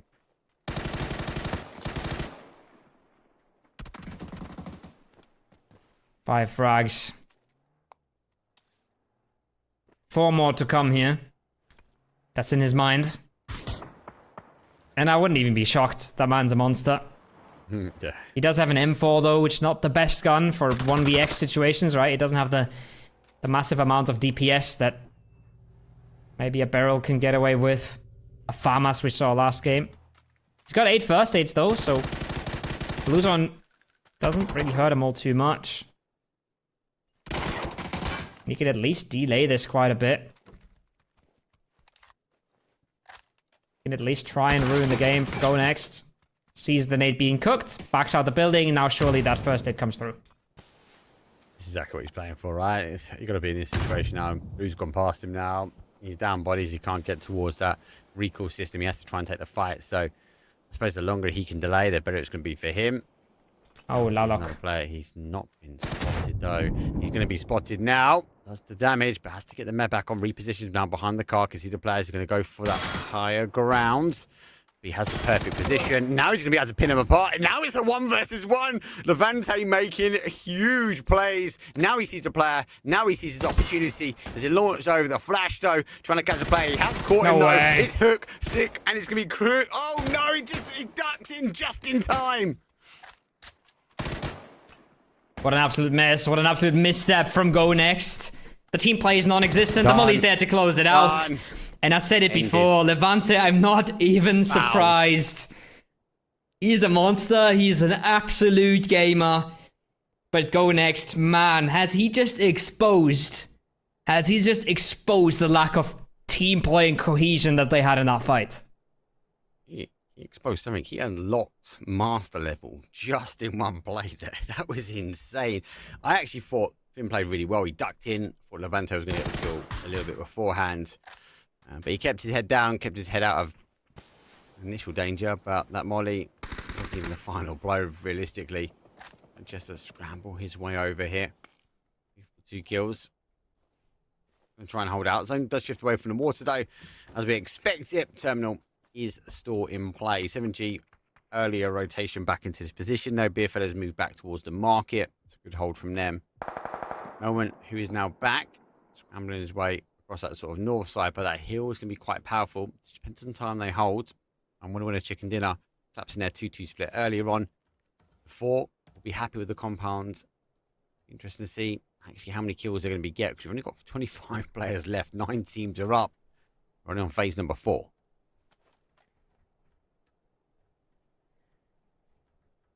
What a momentum switch from that absolute mess in the compound to a now quiet, calm and collected mid to late game. You'd have to call this a mid game. If you look at the players alive, it's a late game, right? We're gonna slow down, and we're gonna slow down a lot here. So, just take a deep breath and get ready for the much slower tempo that we should be seeing in the next few minutes. You think? You think? Exactly. I get surprised many a time. Right. Well, the bad rotations are going to be able to rotate a little bit more. So we'll get the recall system in. The remaining player for them, you can see in that left hand or the right hand side, sorry, of your screen at northeast corner. Rizik from Beerfellas. Eyes on Slam G. Has the element of elevation. I think he has the time on his side just at the moment. So Slam G going to rotate their way around. 7G look back towards the east. A couple of connecting shots, but not going to be enough. I'm a little surprised that there's no res coming out there for Slam G. Not surprised to see the double res for the bad rotation, lads. Staying up for now, staying alive for now, but I can't imagine that there's a ton of loot here. There's no car trunk. There's no dead bodies. They gotta figure out their own loot spots. This is phase 5 blue. It's gonna hurt, but it should still be doable. Okay, so at least one player that comes back. I said bad rotation. I'm sorry about that. That's the Beerfellas. What is it? Jesus. No, it's bad rotation. It's Yeah. bad rotation. Put me to bed. The old man's confused. Apologies. It's like you're right. They dropped down. Beerfellas are sitting in the market. The zone has shifted back towards the Beerfellas now. Bad rotation. Not having the rotation when it comes down to the loot. I was going to have to pop a couple more smoke stones. You can see the players running their way over. Just drop me the gun. Let me fight. No, you're now going to be medic for the team. Melman comes on the other side of the sandwich. Blue zone nades. Well, they pass by. The nades store causing damage. Has dropped and shared the gun. Now they're going to try and take the fight, but unfortunately they are one. It's going to be one with the ground. And lucky enough, Melman also gets a knock. Trying to swing around the smoke. Caught by Afrite. Desperate times, desperate measures here for bad rotation. They're trying to make things work. They got one on Ksu, so that's pretty good. That's almost better than expected. Now they're going to go down to just one member. The res is not paying off. It's not as simple as just rezzing. Gotta be in the position to pull it off. Gotta consider the timings. Oh, Grinix, that almost cost him his life. That was almost slapstick comedy. He stays up for a bit here. They can't be going far. They don't have a ton of HP to work with. They gotta get the heal in, and then they gotta send it. And they gotta hope that whatever corner of market they breach is accessible. I'm not sure they will find what they want to find here, Mark. Absolutely love it. Can't park there, mate. He's done him. Oh, man, you can see him. Good shots will come through. Grinix has to go for that seat swap. Gets the reverse, doesn't get the blue zone damage here. Guys need to work in there. 7G, unfortunately, will fall out. But if Frenchie will get Grinix down. So that side of terminal / market is not going to be an easy rotation in. Beerfellas, though, with the team in the middle, they have lost the player, only got 1 kill. Really been contended. It's now we're starting to see these teams collapse in. Forced the conversation. Again, highlighting back that winner chicken dinner, that hold. They were on a massive 2-2 split. They collapsed really early to this compound. They've got drops just outside their door. A really good play for them. Wouldn't expect huge kill game. I've not really seen anyone try to breach their location either. it's gonna come down to a few really strong teams here in phase 6 or 7, where we have the strong team Vadim W on the hill. And we have Winner Winner Chicken Dinner. You just talked about them in the compound, and we'll probably have the beer fellas as the strong team coming out of market, but the beer fellas have a bit of a tougher task ahead because they have solos around them that are trying to sneak up onto them, so they can easily trip there and fall short. But then phase 6 and phase 7, or phase 7 and phase 8, I think are going to decide a lot about this game, right? The compound looks super good right now, Mark. Yeah. But one shift that goes full into market could easily turn that around. And we saw this last week. Remember that we saw this solo player last week on the other side of the road. The teams rotate past. They crashed in towards that twisted mines, a twisted hold on in this compound, right? They were getting backstabbed. So these teams be used to this style of zone. They will be looking at that winner winner chicken dinner compound as a strength, as a team that should be definitely in the late game. For now, already are just sort of on looking. Go for a few bunny hops and figure out who, if any, they've got as neighbours. It's a hard rotation for them. They are in here. They're very much thinking about what the next zone looks like for them and where do they try and rotate their way in. Not sure what we've seen last week, but I've seen our beautiful producer Gideon win this exact circle in the open qualifiers for WC, so I know exactly how this should be played. Questions is if the players watched it, but I'll have to see if the circle continues the same sort of way. We still got a minute 20. I said 3 minutes ago it should slow down. It obviously didn't. It now has a little bit, but once this circle closes, once ADR figure out if they want to aggress this or if they just want to stay on their southern side, we should get some clarity how the rest of the lobby plays out. Because if nobody dies this zone, then phase 7 is going to be another bluff. Well, we know we can only have one winner. And they are moving their way forwards. Driven, again, moving to a bit of a newer position. That gives them a bit of opportunity as these teams peek over the top. Boogie hearing that car move as well, so intrigued to sort of look that way. That's a big commit. 100 yard go that way. Yes, it is safe if you get in, but it might be catastrophic. I'm going to win a chicken dinner. Well, they have gone to these neighbouring crates. MG been explosive though. Looking for anybody's though. He goes down. He's been caught up, and there's the explosive though. Melman arrives with the C4 in hand. Gets the damage done, but he's the final player for the team. Now this is GG. They tried to get creative. They tried to invent themselves. But the timing was just off. The C4 just landed so late, right? 2 players already knocked before the C4 comes in. So they can't convert on it. The correct idea, the correct play. Not the correct timing. Waifu picks up the last of Joven.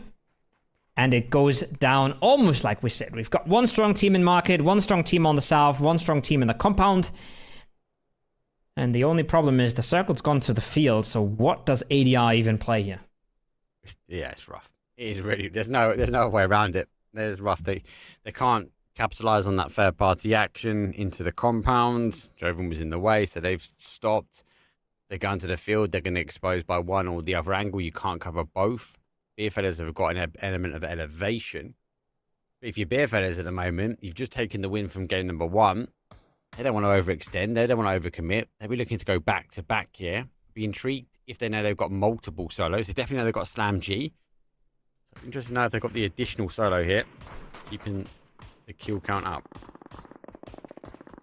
Getting a little awkward from Mogore, but he has all the information he could ever want. He kind of fluffs it. Surprise. Oh, that's almost a turn. Close. That's almost a shame for Mogore. That's almost a desk slam right there. But he does stay alive. 3 beer fellas and Mogore in market. And ADR, I didn't know where to go if I was in their place. And I had a full map stream. And they didn't know either. So no shame to them. That circle was not meant to be theirs. But we are going down to the top 3 now, Mark. Yep. At least they've got a 4th place, and they'll get some placement points, or a placement point underneath their team name as well. Slam G still holding it out though. 4 kills on the board. Looking for another 3rd place, maybe, if not more. Mogul is going to get the opportunity to loot some of the boxes as Winner Winner Chicken Dinner extending ahead. Rizik refusing to move with the MK in hand. Makes it a 3 versus 3 versus 1. This would be such a difficult, if not borderline impossible res to happen. Massive. This is massive. Like, as you said, res is borderline impossible. With smokes, especially a smoke launcher to get smoked that kind of distance, and a car, sure, maybe, but then you lose the car, maybe you're not getting back down. It's not really a res, and that just equalizes the numbers right there and then, right? So, numbers advantage out of the question, positional advantage still firmly in the hands of Winner Winner Chicken Dinner, but regardless, this should have never occurred. This should have never gotten that hard for Winner Winner Chicken Dinner. Sam G, Mogor, still causing problems now. This is an opportunity now for Winner Winner Chicken Dinner. They have extended their way towards the market area, trying to stop the opportunity from the beer fellas to leave the beer stalls. A bit of a delay. Still no res, still no opportunity to get there just yet. They'll almost be waiting for this fight to kick off, and then they will start to move their way down. There's that confirmation. Blue Zone 8 doesn't quite go through. That's going to cause little to no damage. Mogul backs into a corner. Here comes another Blue Zone nade. That's going to be good, but that's only one. They're going to need more here. A neutral dump is going to be key, and Mogul forced on the outside now. Maybe into the line of sight from Winner Winner Chicken Dinner. Oh, he spots this though, and he punishes. It's actually the arm from distance that gets the knock. This is the main problem for BFLs at all times, was that they have a solo in their midst, that they don't have control of the market. I love the util barrage now. I love the clear. Well done by the BFLs, but they've already lost a member. They've already lost all the space in the zone. Winner Winner Chicken Dinner close the gap, cut off the angle, and I think they're going to catch him by surprise, Mark. Yeah, this is the biggest thing, right? They had to close the gap. That's where beer fellas wanted to keep him at arm's length in the field. But they've got one. It's a 2 versus 2, so they're able to draw the line once again. Beer fellas refusing to go down. But that there is the player. 0 is key for me. He's able to already cross. Beer fellas will be unknown that they've got someone in their midst. And actually, limited time, they might have the opportunity to get the res, but the great knock though comes in, and beer fellas down to Wezik. Wezik trying to activate. He goes forward though. Pre-fire comes through, causes the damage. DPS in hand. Nice. Though. He goes once, he goes twice. It's 3 times the charm, and it goes down to a 1 versus 1 at the end. Star's already out, Circle's already moving. This should not be a res. If anything, with a smoke, maybe very close. I think it's just a crawl for information kind of situation here. Gonna call out that play on the rock. Gonna mean the game's up. Nice and easy. 3 gear and an MK14 against a rock and third person, Mark. I know what I think will win, but I've been wrong plenty of times. I'm with you on the rock though, mate. I am with you on the rock. Winner Winner Chicken Dinner, eager to try and get involved in that fair party action. Smoke's been deployed both sides though. You can't watch. It's Wezik though. He launches. The opportunity forward. Now we should have seen him. Now both of them have been exposed. Been flashed. Lays down low though. Wezik in cover. If that hits, that'd be amazing. Not close. But the jump peak over the smoke at least. Look at that gas can. What was that for? What was that gas can in the field for? I'm not sure. But you can't fault Verzik. He's done so much for the team already. 7 frags for Winner Winner Chicken Dinner. The Rock still in firm control. Doesn't even want to get to the tippy top. Just happy to prone it out. Happy to lay low. Time is in his favor. Where's it? Got to sneak around the smoke. Got to push through it. He can hug the Rock. They can make this awkward. I feel like they might. So, yeah, he's a dot on the favor of Winner Winner Chicken Dinner. He's got the elevation, right? Yeah. He's got no more smoke now. Now pops on the outside. Forces it, and he forces a victory as well. Winner Winner Chicken Dinner. The beer fellas go back to back here, Koho. I thought it was going to be a timeout. I thought he used the smokes, get to the center, try and get the win, as both the teams kind of drew a line in the rice fields, but not for the beer fellas. They need to go get another one in. It's their round because they went back to back. Back to back for the beer fellas. That is wild. Well played by Wurzik there, honestly. You can't say anything against what he did in that late game. He gets the opening knock with the MK. They both close it out together against Mogore, right? Beautiful clear, beautiful utility. And then, just like that, picks up the late game. Picks up 1 and 2. Secures himself the 1v1 as well. I think position-wise, easily in the hands of Winner Winner Chicken Dinner. But when you put yourself in a spot where you have to stand up while your opponent already sees you, that's never a good time. Yeah, it's difficult. It is difficult, right? Because you'd expect the Rock to win all day, right? He had the advantage, he had the position, he had the center of the zone.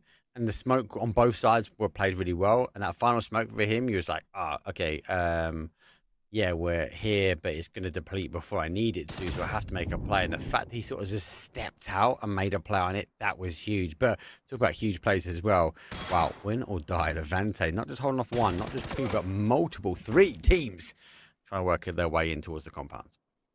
Yeah, Levante just dominating. Somebody in chat said, Levante, please carry them after his teammates all died. And he said, okay, sure, I will. If I must, I will. But again, beautiful from him, massive from him. Not what you want to see from Go Next. Isolating all 3 1v1s. I'm not sure who the player was on the left, but he swings so wide that Levante can even stay like below the car while peeking him, right? If he's close range, he has to peek over the car and then he's exposed. One of them has a flash in hand while the other one is swinging super wide. Not what you want to see from them. But they will take their notes and they will realize, okay, we can't be doing that. Not against Levante. That guy is an absolute monster. You give him the weaknesses, you show him your vulnerabilities, he will punish. And that's what does happen there. He didn't punish himself to a victory, but he punished his way to a break. When we come back, though, it'll be Rondo, game number 3, and it's best of 4, though, so don't go anywhere. See you guys in a few.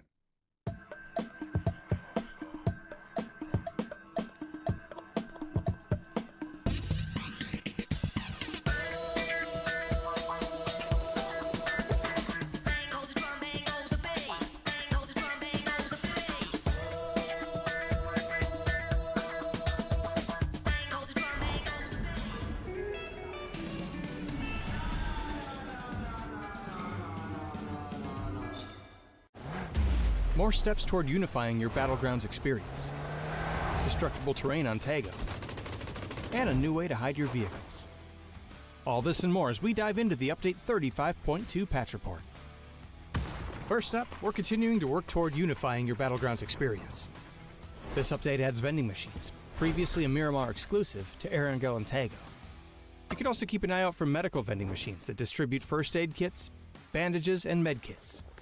All these machines still have their chance at a jackpot, so test your luck when you run into one. In addition to this, Erangel is also getting Tago's destructible pots. Breaking these has a chance to give boosts, healing items, throwables, and even secret room keys. So embrace your inner Link and smash away. And speaking of destroying stuff, destructible terrain and the red zone have made their way to Tago. As before, explosives and the Panzerfaust will alter the terrain they hit, adding a bit more realism to that big, cool explosion. We've also added the pickaxe to the map for those who'd rather dig their trench a little more discreetly. For now, destruction on Tago will only affect terrain, so don't worry about the building you're in caving down on top of it. And on the topic of discreetness, you can now find vehicle camo netting on Erangel and Miramar. Deploying the camo netting to your vehicle will help it to blend in with the terrain around it, making it harder for enemies to see while obscuring tire positions. We've also toned down C4 a little by making it a deployable weapon that requires 4 seconds to set. This adds a little more risk to the reward instead of it being used as a nuclear grenade. There's also a new Survivor Pass, enhancements made to the inflatable boat, some improvements to the flare gun's UX, and lots more info about everything else we talked about. So be sure to check out the patch notes for full details. Update 35.2 is here, so pack your favorite explosives and get ready for a little light terraforming on Tago. Just make sure you hide your getaway vehicle from the other survivors. We'll see you on the Battlegrounds.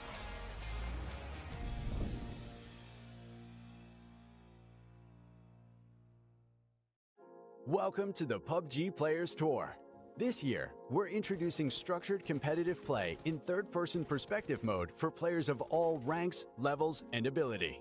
Here's how it works in EMEA and Americas. PUBG Players Tour competition is held in 2-week phases. Each week, you and your squad can compete in players. Yeah, your condo. It's time to rondo. There's no time to see us two on cam. The players want to get back into the action though.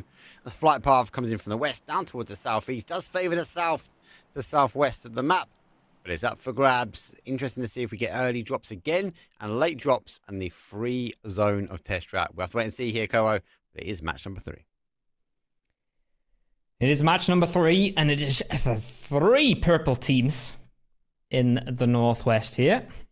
It's Belief, 7G, and Ascend. Ascend chilling in Jaltin, getting themselves the Bay League glider as well, no doubt in my mind. While 7G and Belief would both like to loot Stadium, but only one of them will get to. More teams go in the middle pack as well. So Look at bottom left. Yeah. That's a big hot drop. But there's, the hot drop at the front. I think we might have seen one at the end. We don't. They're going to go down. But yeah, it's definitely a hot drop. See this compound. The fight for the cars will be grabbed. He's got a passenger. Take him away. Oh no. The JS9 needs to get a little bit closer. God, duck and dive. He gets they're down. That was clean and quick. That's crazy. A 9 How mil fast delete. was that? Look at that. All of them. 9mm. Done. Wow, okay. I mean, yeah, I was getting worried when I saw the SMG tabs there, but that's a team wipe. Okay. That might be a new record. I don't think I've... There's still teams in the air. Yeah. They're not even landed. They're like looking at the kill feed like, do we have coaches in today? I don't think so. If we hadn't had so many Erangel apartment roof punch outs, then I wouldn't be sure if there has ever been a faster team wipe. That is crazy stuff. Okay, it has to be the fastest team wipe with a VSS and just now, right? Oh yeah, Surely. I mean, yeah. Of course. VSS packs a punch at the moment. It is. You've got to be in it to win it. That's all I'm going to say. It is going to be in it to win. There's also, it has come out quite early, but more importantly, let's bring up the leaderboard. Well, 10 placement points. Surprise, surprise. The beer fellas, 10 kills, 10 placement points. Keep it nice and clean. 20 points at the top. But SlamG not that far behind. Not that far behind, despite only having 4 placement points, right? So good stuff from them. Impressive stuff, obviously, from the beer fellas. No, like you don't just win 2 games in a row, but good stuff from SlamG to keep up. Bad rotation as well, massive, right? And they've just gotten themselves another 3 right then and there. So good stuff from the top teams, and then a rather slow fall off, right? It trickles down, nicely spread out. It's surprising to see Ascend so far at the bottom, but again, it's a team with 3 tryouts, right? Without an IGL, without structure. It was always going to be a wild card, and they can always still come back, even though they had a bad start to the tournament. Yeah, especially if it trickles down like that. Look, for them, they're going to need the teams at the top to continue farming the points. That will force the top 8 conversation a lot closer together, especially when it comes down to a single game. If it continues to sort of spread out, then it becomes a bit harder. But I even think with tryouts, like I don't take anything away from the team. I even think with tryouts, there should be a team that be looking to get qualifications. So not worried just yet. I'm sure we're going to see the Ascend logos in chat. Back to some other action though. No chicken dinner have landed just on the outside. Test track though, win or die. I've been driving around. Car up for grabs. Got to get there from Hello My Bad. And at the moment, let's get all the way past this point. Notice the players there as well, so it's just a pure aggressive attack here from Win or Die. Yeah, they don't seem quite happy about having a team in terminal here. 3-man for Win or Die as well. They've been frag heavy. They want to continue being frag heavy. They want to walk up. Vadim already found themselves one. Looking for more. Looking to get aggressive. But they are one. Got a really good off angle here. Yeah, got a strong off angle. They're going to try and back away. Kill feed reads that Will or Die did get one as well. JDR, watch the third party. That will happen as well. I had him about hits and run literally. What if he's got the chip in his pocket? Let's disengage. 249. Weenie's going to have a lot left in the chamber. Had him on the other side. We're going to continue to try and make the push. As I've already rotated away, they're heading towards the zone. There is a lot of unplayable. A lot on that west side is not in. And lucky enough, we're down to 13 teams already. Might give a little bit more freedom. Ascend. Shouting, especially the south point of it. Good position for them to take early. They got neighbors, right? I think the colors make it a bit tricky to see, but I think Belief is in there with them, so. Yeah. Tricky spot now. Don't want to get too aggressive. Don't want to just give up your city either. Probably interested in the kills, but very cautious about it.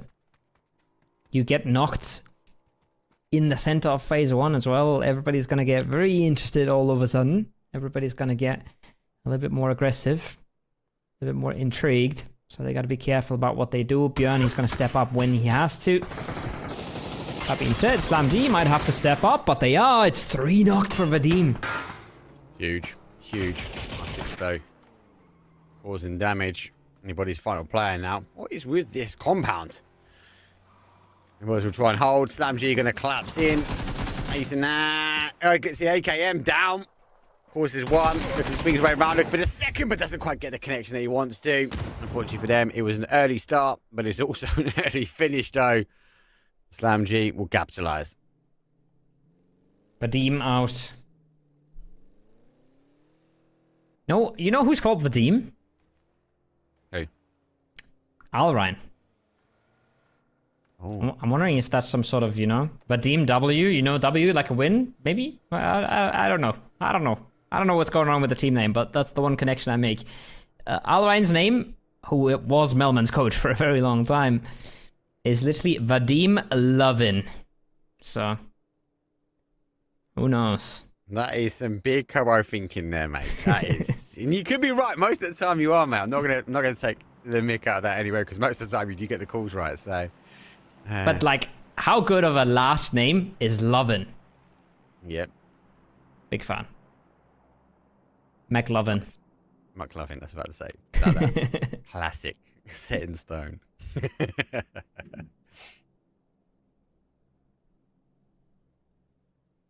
Big fan of the name, big fan of the guy.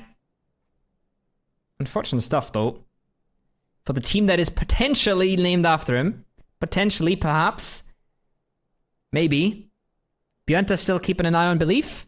Belief is still clearing out the buildings, but I think they're going to be done with their block in a second, so we're going to wait with bated breath to see if they continue further or if they are happy with having the block that they have under control, because if they do venture further, then they will walk into Björn, and the rest of Ascent has kind of left him alone.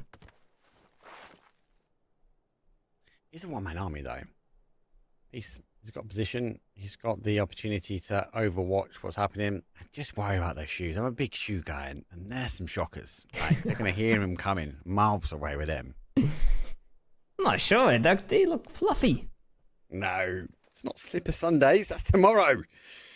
He'll put his running shoes on, mate. They need to run up the leaderboards for now. But I suppose leaving him away, well, they force back. Does that give the information to the team? Are they waiting for them to sort of push through the town and pick up the kills? Well, they've got more neighbours. They have worked their way in as well. So all will join them. A lot of E pickups coming in. Still phase number 1 down to 12 as well. So lots of rotations still remaining on the way. Yeah, most teams have centralised up in and around the town, give or take. One of these teams just left on the outside.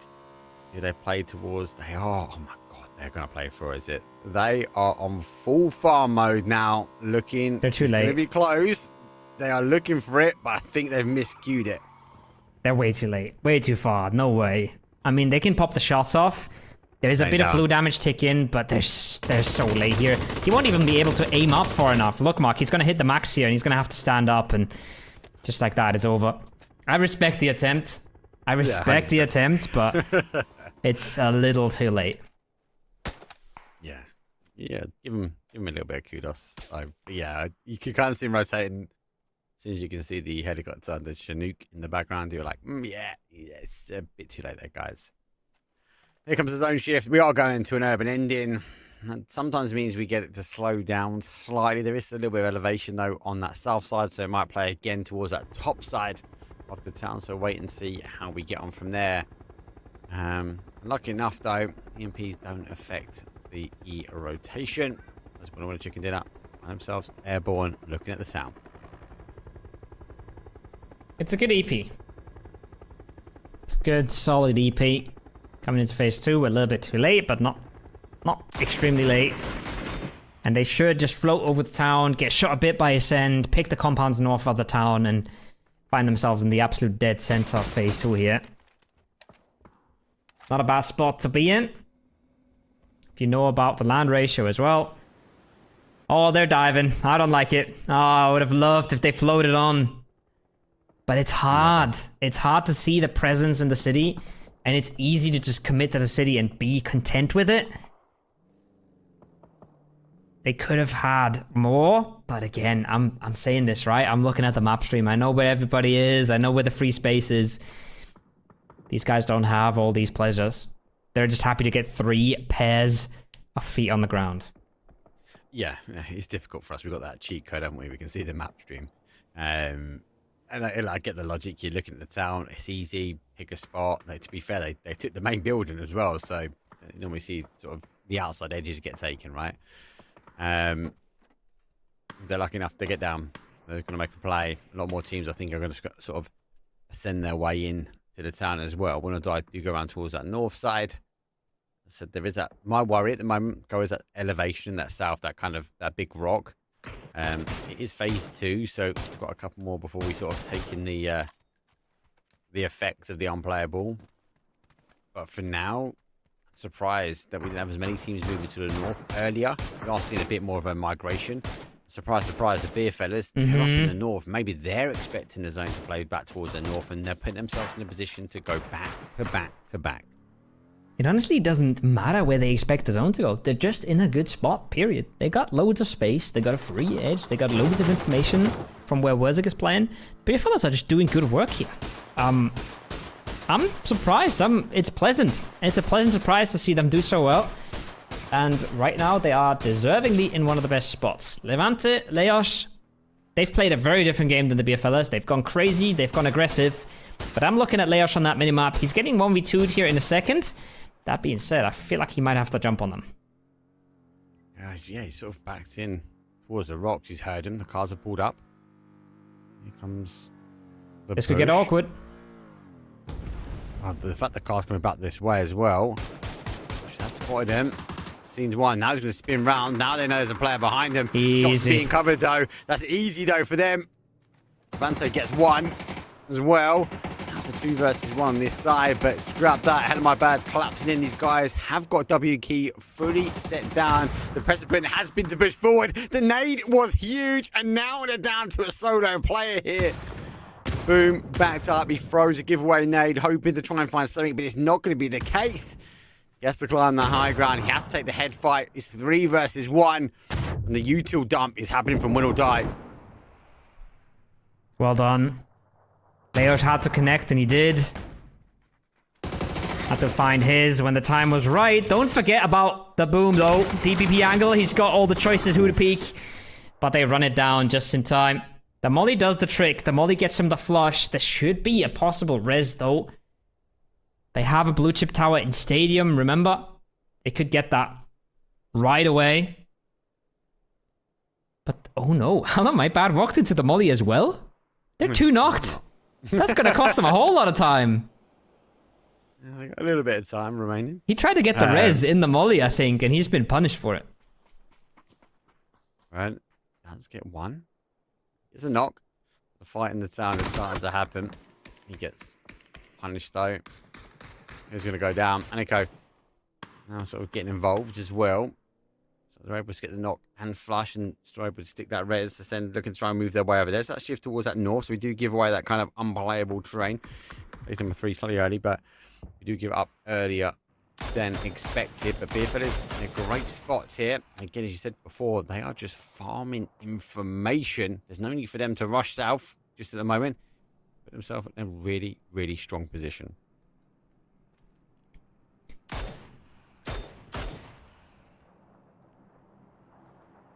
Ascend losing one there really stings. You talked about phase 3, right? You talked about the land ratio, the rocks in play. There is a rock still north of the city. We should be going, I do believe, northwest, but I don't have this one down by memory. I'm not sure if the mini lakes around ADR count. They probably do. I don't think those ones. I've seen an ending there before. We'll I think see. they're playable, aren't they? We'll see what the players are thinking. Because right I'm now the with you, players though. aren't shying away from it. They aren't shying away from the northwest. It can always go southwest, though. It can always come back to the city. But let's keep that thought for a moment. BR is not intentionally breaching.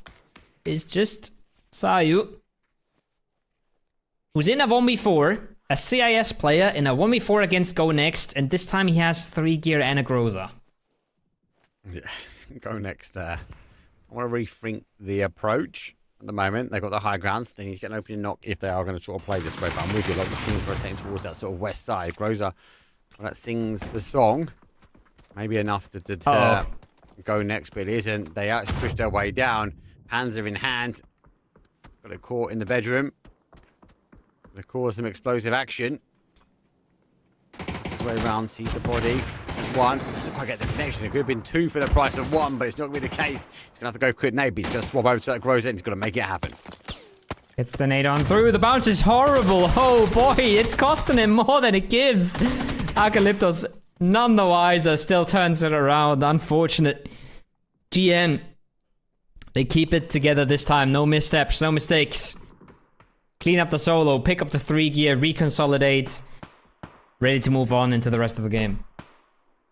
They are ready to move on. Good hold for them. Groza will be in hand as well. Frenchy. These guys are just on the outside edge of the town. The zone does shift towards that sort of northwest, as you mentioned before. So, Joven ascends and want to potentially work their way through this position or work their way round. Ascend have the opportunity to go round at the moment as well. Beerfellas, still no need. I feel like Beerfellas are in cruise mode at the moment. They're not getting pressed early game. They're rotating their way around nice and calm. And then they could just find themselves in a late game and look for the conversion. So far, it's worked for them. But here comes the chaos. The chaos has to unfold. It has to unfold from the south. This is the water that does not count as very much unplayable. It's not deep enough. Doesn't have very high prio. The rock on the east has a higher prio. Doesn't mean you get to run each other over when you're playing it. But SlamG does get the reset. Aniko still farming with a DMR, but Ascend's a team that really has to make a move here. They gotta be happy that they're getting these knocks onto 7G. It's actually massive. It's actually massive for them. It opens the door. It gives them something to play for. But Winner Die is already on the other side. On the other side. It's going to be good for Ascends. Working their way and they're going to get an opening knock. Oh, don't nade Aniko. Good position. Don't nade Aniko. Don't nade Aniko. Oh my god, what? He's done him, but he's cleared the team. So, the guys deleted the team. Aniko causing the damage. Unfortunately, though, Winner Die on the outside. But Neek steps up, though. Levante will go down. Has the opportunity now to try and get a med back on. Hello, my bad. Has a blue zone nade. As they bounce, that's going to bounce his way in close towards Neeks as he tries to bounce his way out. But he's going to be pressured back into the safety of cover here. Let's see if he can get another one, though. He gets Leosh, but it's not going to be the case. Leosh will end it. Questionable grenade from Ascend, but Nick steps up in the end. Absolutely huge kill deny from Kili there. He saw the future and he decided to give Winner Die a point less. I respect it. I respect it. Beautiful stuff. Full send, though. It was a full send. I'll give him that. Oh, man. I mean, I was a bit confused. I think the last play of 7G was disconnected up there or something. We saw like one of the icons disappear, right? So yeah, something went wrong there for the 7G. But then Aniko just goes in full blast and Killy's already nading it.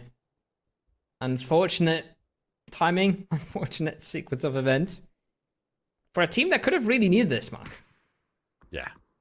It was good position as well, though. Like, if they won that area there, they would have been clear on the east, and they've got that sort of ridge above the kind of the A and O. And you sort of play in, you keep the cars alive, and sort of work your way across the rice fields, as long as you don't get anyone sort of applying pressure on that north or south position. But not the case. Add rotation now. They're positioned in that sort of southwest corner. They're using the deployable cover just to keep the car activated for a bit later. Let's go next.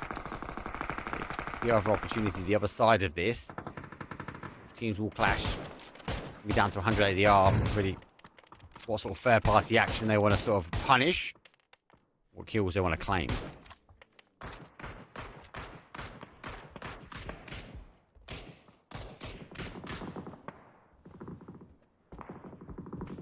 Go next, trying to make the moves into ADR, but it's a team that has something to say about this. It's BR. It's bad rotation. Luckily, Go next already cleared out one of them earlier.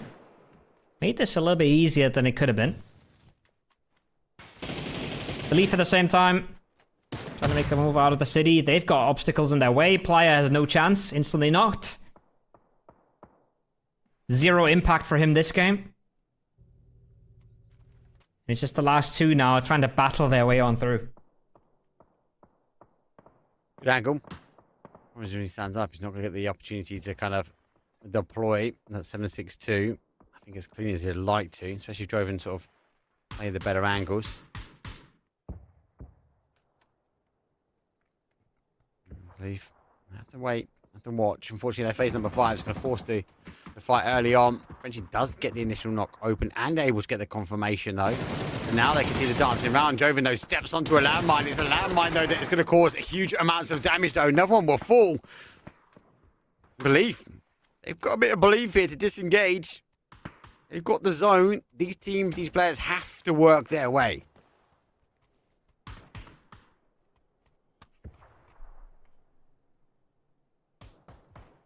Desperate times. If you're still stuck in the city here, if you've got Slam G breathing down your neck, if you've got Utah flying at you, you got Win or Die wanting to hold you out, you got Winner Winner Chicken Dinner. Feels like we got nowhere to go. Maybe another first aid here. Tilligan, but so far the Jammer Pack is doing work for him. It's keeping him healthy. It's about to run out in 2 seconds though. It's bought him a lot of time. It's bought him one more reset, but that is now up and time's ticking. Time is ticking, and unfortunately it has ticked out though for Winner Chicken Dinner Esports. They will fall. Now I believe Govan jumps into the eyes. Sonos shotgun comes out. He's going to fall down towards zone. 8th place for them. 7 teams now remain. And now that shift back towards that sort of northwest position that you spoke about. Andre DR found himself in a good position now to try and hold. Sees the body. He's using the peak to his advantage. Lurix will go for the cook. Now he launches those nades. That is going to be punishing for bad rotation. He's got to get the connection that he wants. They've got nothing else they can do but lay low. And this is not the super format. This is not where you're already in placement points here and you're about to get yourself 2 placement points. This is a game where you are about to get yourself 0 placement points. If Slam G sweeps your way. If Lurix just waits for Boostic to come around and then they just terminate your existence. Not a good time to be a bad rotation player.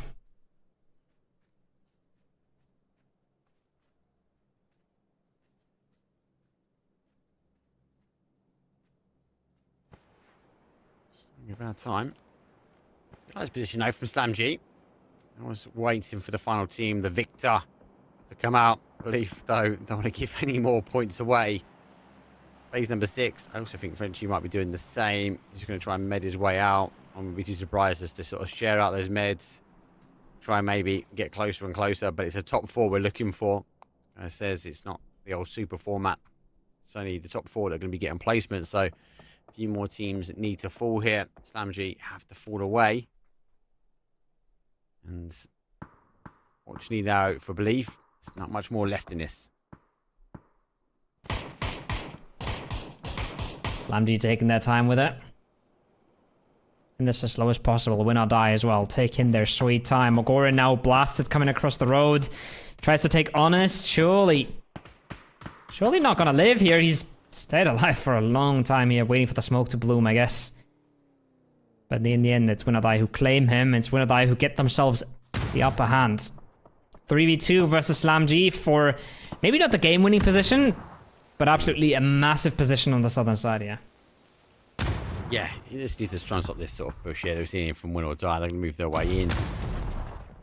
SlamG will be happy. The retailers do stack up. Car just in front. Nades will go out. They preempt the tree, but it's not going to be the connection that's needed. Nade comes back. Able to swap sides of the car. Keeps him alive. Bad rotation. It's a quick kill confirmed. Go next. Step on. A little bit of danger. Just so we'll finish things up. Blue stick though. Using another new car as cover. Got to be careful. Still rolling down the hill, but the dart across will give him a bit more cover. But that P90 from Hell of My Bad, that's going to be painful. But Boosted gets the opening knock.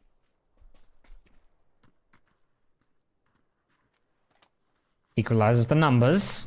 So far, no third parties coming in. Util Barrage, third person around the tree. Alamabad finds one. And I say he finds one, he actually found absolutely nothing despite the P90. But Lurix is traded out. Leosh with a quick double up. Doesn't stick the res.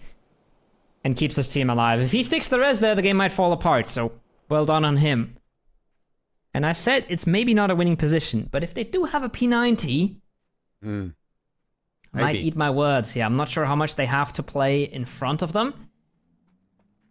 But they will get all the reses. Yeah. I'm just got the reset here. We're in the top 4 now, so we're on the placement points. 180 are here with a full house, but so's Beer Fellas. 4 versus 4 there. We're down to a 3. And go next, Esports. Avoiding the early fights, the early engagement that we've seen so far from them. They only have a duo. They find themselves in a late game scenario. Here comes the cars. Going to rotate their way in. 180 took this compound quite early, but all eyes will be on them. There's a load of dips and sort of ravines to play. To slow down slightly. Hell of My Bad is the big question mark for me. If you can hold up there, if Beerfellas overcommit towards 180 ADR, they might be exposed, but time will tell.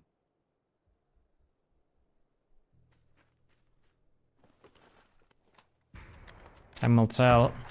Time we will have. Hell of My Bad. Not a lot of mids. But a vital mid kit picked up from the crate here. Amongst the arm and the 3 gear. That being said, not sure why he cancelled that one. Got a little anxious. Maybe he wanted to pick up that arm a little faster than originally planned. And it cost them HP and it cost them the game.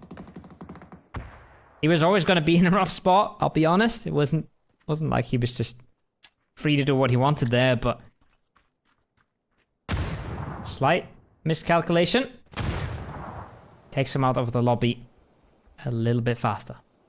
Yeah, he's very reliant on BFLs extending or overextending, but they've been cool, calm, and collective in both of our first 2 games, so not going to be the case. Zach did get the knock on towards him now, as we are seeing Go Next Esports having to sort of force their way in. One will die. Going to have to follow the same path in that all lit roads at the moment would lead to 100 ADR. Their game to lose. But 12 kills already under the belt here from One or Die. I think they're taking a victory. Any more? That's going to be bonus material for them.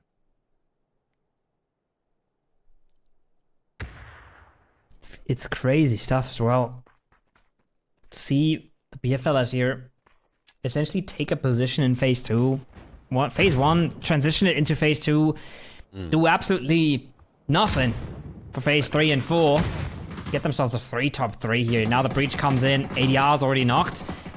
This is another winnable game for the BFLs here, right? I mean, yes, in theory, they're up against a 4-man and a 2-man, but now it's already 3 and 2. They already have the upper hand. They should have the entire arsenal of utility, meds, anything they would want. And there it is, right? Levante gets stolen away. That's the first frag picked up. If they nade Bubuki out of that building, they just win the game here, I think. Just to see, and the observers already beat me to it, how much util they actually have, right? Because they've not really been that contended. They've got a handful of nades, 1 blue zone, so if stacked up correctly, can cause huge amounts of damage, especially for 180 AR. Yes, they're in the hard cover, but a well-timed, well-deployed utility strategy here might underpin that. I'll down to 3. BFL is on 1 kill, but we'll have the additional bodies And Win or Die, Leos at this point is just having fun at the moment. Able to get the repair back on.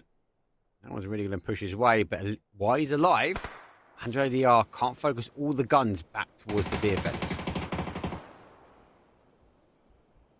Still a little busy here. I'm a little bit sad that the beer fellas aren't getting more active, but that is amazing placement of the blue zone grenade. If they have any bit of follow-up util into that window, Verzik does. Done. See you later, Wubuki. No chance. Well done. They take a long time to strike, but they strike right. And just like that, that building is theirs. They're close to the star now.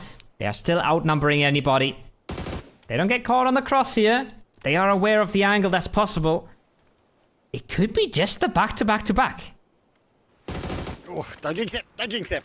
Wait and see. They've got the bodies to go down at the moment. Only one kill. They've not been able to get the kill, so they're relying now on the placement points. So every additional team out will be a double up, though.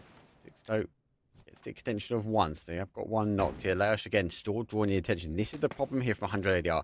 They wanted a clean fight towards the beer fellas, but they haven't got it. The dot does go down towards where the beer fellas has been knocked. And Leos still causing problems for 100 ADR. Might start causing problems for the beer fellas here in a bit if he swings around the right side of that smoke, right? They are not ready for that at all. They haven't received any pressure from this kind of angle. So when he comes around, he could pose some issues. And again, the beer fellas, a little stationary, a little slow. They're not seizing the opportunity just yet. But they pick up Leos and they're making moves. I was generally worried about Leos. I thought Leos was going to swing round here and pick up the beer fellas though, but that's a huge knock though. 2 versus 2. Now they've got to leave the safety of the compound. The knock comes in time. They are going to move their way forward. Level 3 helmet and vest. Well, that's going to be critical as they launch out the final flash. And Win or Die, they go down and out. That's opening the opportunity now for 100 ADR to press on forward. You've got to question though, that MG in hand, that could be critical. They're able to get one of the reses back on as well. They got one of the reses back up, but they got no space, no time. They gotta go now, and if they don't go together, I think they're gonna get destroyed by Lutic here. They gotta swing this together. They gotta make any sort of play together here, Mark, but they get one of the trades, and they bring it down to a 1v2. It's definitely 1 versus 2, but he's got the cover though. There's one, he crawls his way forward, trying to get the information. 1 versus 1, he's got cover, but the blue zone's going to force him out. They're going to try and get the force themselves. He goes to the tree, but it's back to back to back. If you need a win, pick up a beer, fellas, because you're going in another one round. 13 kills for Win or Die, but the victory, 15 points alone, equals to the beer, fellas. What a game. That was chaos at the end, but they do come rising above the rest. And who's clutching it? It's Werzik. It's Werzik time and time again. What is going on with the beer fellas? That is wild stuff. Again, I don't know if they maybe could have played that late game better, but they play it well enough, man. They clutch it out in the end. They got the numbers advantage. The util was perfect onto the building. They had no problem at all with Leos. So well done for them. We caught a glance there of a 13 frag Win or Die, who played the game as 3, by the way. So they're absolutely smurfing the lobby as well. But 3 out of 3 chicken dinners for the beer fellas is, well, it's not in the top 100 things that I would have guessed would happen today, if you let me guess 100 times. Well, if they want the chicken, it's got to be battered with beer, because the beer fellas are delivering. The biggest question now I'm going to have to chat is, will they go 4 of 4? Surely enough placement points is already potentially securing their spot. But it was a good game. Not many teams sort of found themselves working their way, finding themselves into that area. Late game played well. It was a bit messy. 100 ADR. Good to see them up here as well. They need the big games as well. Second place. Hand for the kills. Under pretty chaos. Unfortunately, when it comes down to it, it was the MG that delivered the final blow. And the beer fellas delivered another victory. Crazy stuff. 3 out of 3. 15 placement points in 3 games. Would have been 30 in the old point format. Absolutely massive for the beer fellas, and that should be qualification for the Super Cup as well. So congrats to them. I think you win 3 games out of 8. That should lock you in anytime. Absolutely any time. I'm excited to see the scoreboard in the next game after the break. I'm excited to see where Win or Die is, because again, that 13 frags is a whole lot as well, right? That's a whole lot, considering they got third place to boot. Well, it's having two sides of the story here. You get the wins, you be in the beer fellas, or you get the wins and you get yourself those kills. Well, we're going to take a win and go for a quick break, though, because the final match is going to be coming up. Match number 4, our final one for today. Don't go anywhere. See you guys in a few. 2,000 years long, we will never settle. Hard days, no way with a heavy metal. Real life main stage, tear it out rebels. Like a torch to a flame when it burns hot.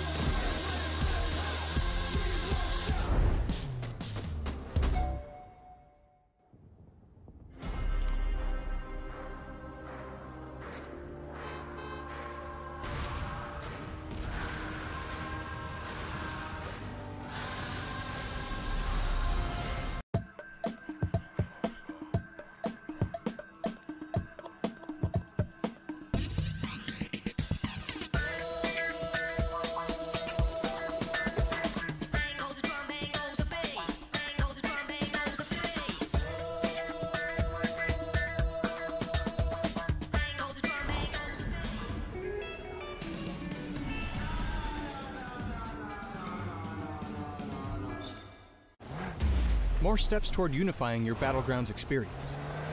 Destructible terrain on Tago. And a new way to hide your vehicles.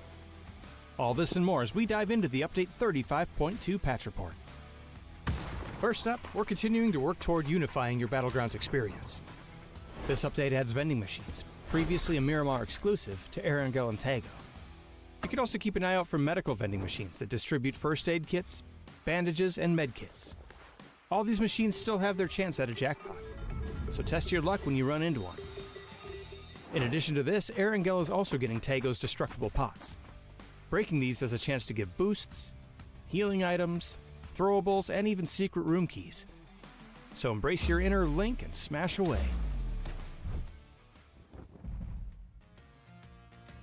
And speaking of destroying stuff, destructible terrain and the red zone have made their way to Tago.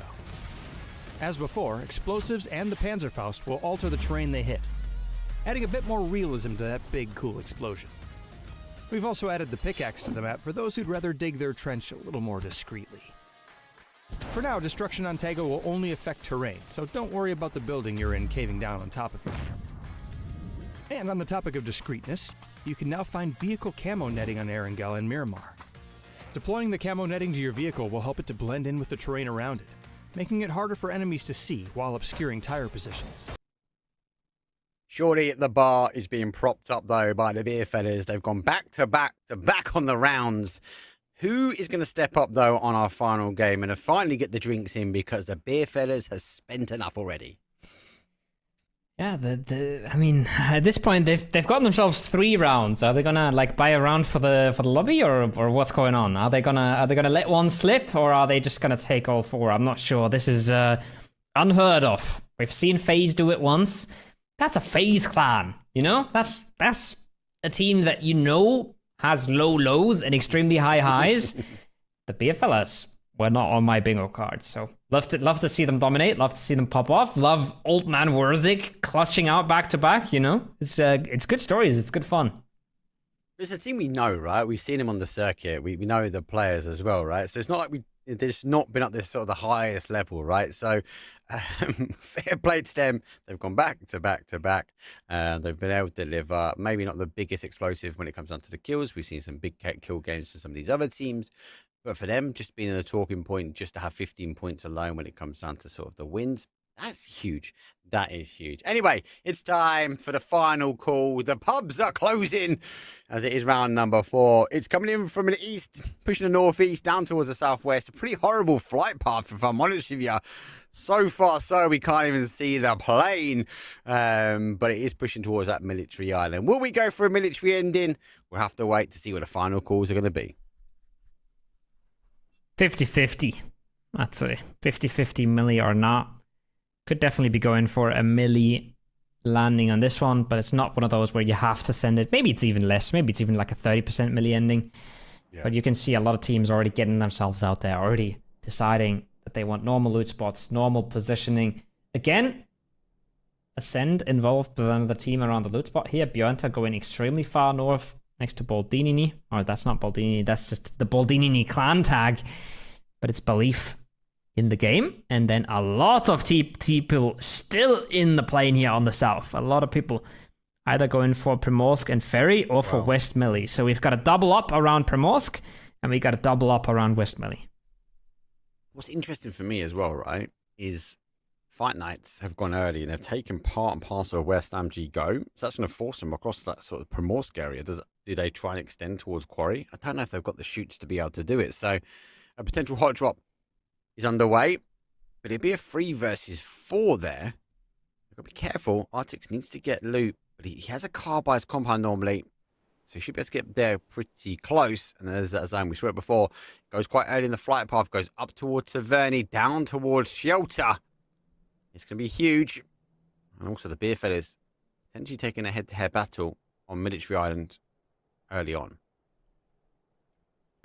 That one's a weird one. The Beer Fellas one is a weird one because they're all so split, right? It's such a disjointed hot drop. This is a much more normal one. And hello, Mogore does what he does best. Right, blue zone. Puts him down. Blue zones him up. That. See you later, the boom.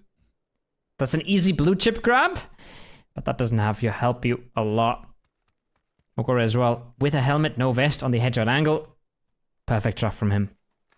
Right, yeah, great knock. Great instant reaction when it comes down to blue zone as well. So good play. It's going to swap the level 1 helmet towards a 2. Now finds his vest. AK in hand. Blue stick though on the other side. Under the secondary player looking for the angle. Got to remember they're down a body here. R6 is not in the same angle, but we don't need it when you're out in the middle of the field. I think he second guessed it. Went, can't make that. Gonna go back. It's like he smelled it. Yeah. He stepped out. I said, and he instantly goes back. Might have some caster audio leaking into the game here. I'm not sure. Lucky for Sizvibe. Keeps himself in the game there. A bit unfortunate for Boostek, whose position is now exposed. But they've got the numbers advantage. And I'd say they have the positional advantage. If you're just looking at the minimap, they have a bit of a lasso around 2 of these players. Siswipe wants to get himself away, but Mogore could lock that down with the right timing, and now with Artix coming in, gets even trickier. Yeah. Nasu is getting tighter as the grip will starve the oxygen from them. Artix is arriving. He might be cautious not to try and get the knock on the top side. We'll continue that sort of spray, waiting for Sancho to go for that peak. Doesn't quite go for it just yet, but he's rocking the 3 terms on the AK. Lurix though does get Sancho. That means they will tighten the grip fully. They'll be done and dusted. Artix activates. Gets a knock. Was disciplined enough not to get the flush straight away. Fully exposed. Clean out early doors for a team.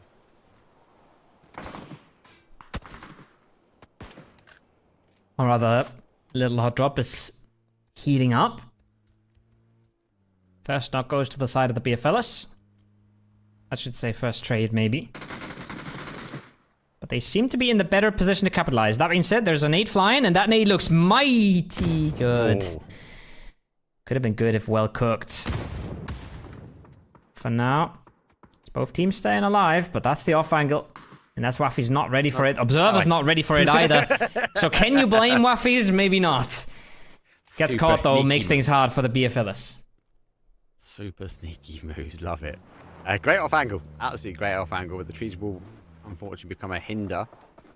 So they now have to move their way around. They're taking on the high side. Oh, Bolty straight into the back. That's no one will fall. Don't forget, though, we've got the recall system, so it's about winning the fight here. The beer fellas might be on the last call, the last round. There's a confirmation, done and dusted. It's a 3 versus 4, but 1 it has been knocked here. Joven, so technically a 3 versus 3. They're applying the pressure. They're looking for the confirmation here. If I get the confirms on the second spray and the stairs, well, they're providing the cover that's needed. We're on the better side of this, but they are no longer. Wurzik has a little bit to say about this, though, and that's a flush right there and then. Keeps them on their toes, keeps them guessing. Keeps them a little bit busy here. The UMP comes around in the corner, does a whole lot of damage, but no vest for Texas. He's an easy knock. If that nade ever finds its way out, which it does. But no push to follow. That's enough, man. No vest nades, they hurt. Yeah, I was about to say, he wasn't thinking about getting further afield, more about getting the med back on. And Joven, they were pushing the potential that we weren't going to have the beer fellas in a late game here. Mwizik, he hears, he senses there's someone below him, so he's going to take the opportunity to swap over to an MP5. If he's going to jump, he needs to jump onto the side where his players are. He's going for it now. He's making the move, so I think he's just looking for the sound cues where he can. This position is good. If he tries to play up towards him, he has the opportunity to take at least the initial spray and then back out the window. Expecting him kind of to maybe fall on his sword and try and take the big push. But that's a huge amount of knocks. Yeah. That's cool, though, to make the push, though. He's a one-shot. He's a one-shot. Gets rid of the door. Knows he needs to try and push through. Keep the pressure on. Catches him on the stairs. Great play. And the beer fellas survive. They're going to be able to get the chips back in. But on our mini-map, though, they do have someone camping out the bridge. Fight Nights, they'll be up next. They'll be waiting for that push over from the beer fellas. I honestly gotta give some credit to Wurzik. The fact that he doesn't open the door and swing in there while the door is still sort of half broken and he would expose his body, right? He would expose his body before he's able to shoot. He pops that door off first, and that's, you know, it's a tiny move. It's a tiny detail, but it's an absolute game changer. It makes a huge difference. Well played. Well done. Clean execution. The beer fellas, well, they get 4 up if they get the blue chip reses. Again, you said it right. Fight Knights are here. They're ready to camp that bridge. If the beer fellas come this way, things are not going to go well for them. That being said, there is a world where they get the revives going before they come here, so maybe they'll at least keep 2 players alive that are in the plane. It all depends on the timing. Yeah, look, obviously you can already see him making a push towards military, right? They could have potentially gone straight over this west bridge and maybe going towards kind of Potato Hill or something like that to try and get the res on or the 12 stacks. But good play for them. Disciplined. Have a quick look at the scoreboard, though, as these teams are going to start working their way around. The calm before the storm is the beer fellas, though, with 15 points. And I like they keep it even every step of the way, though.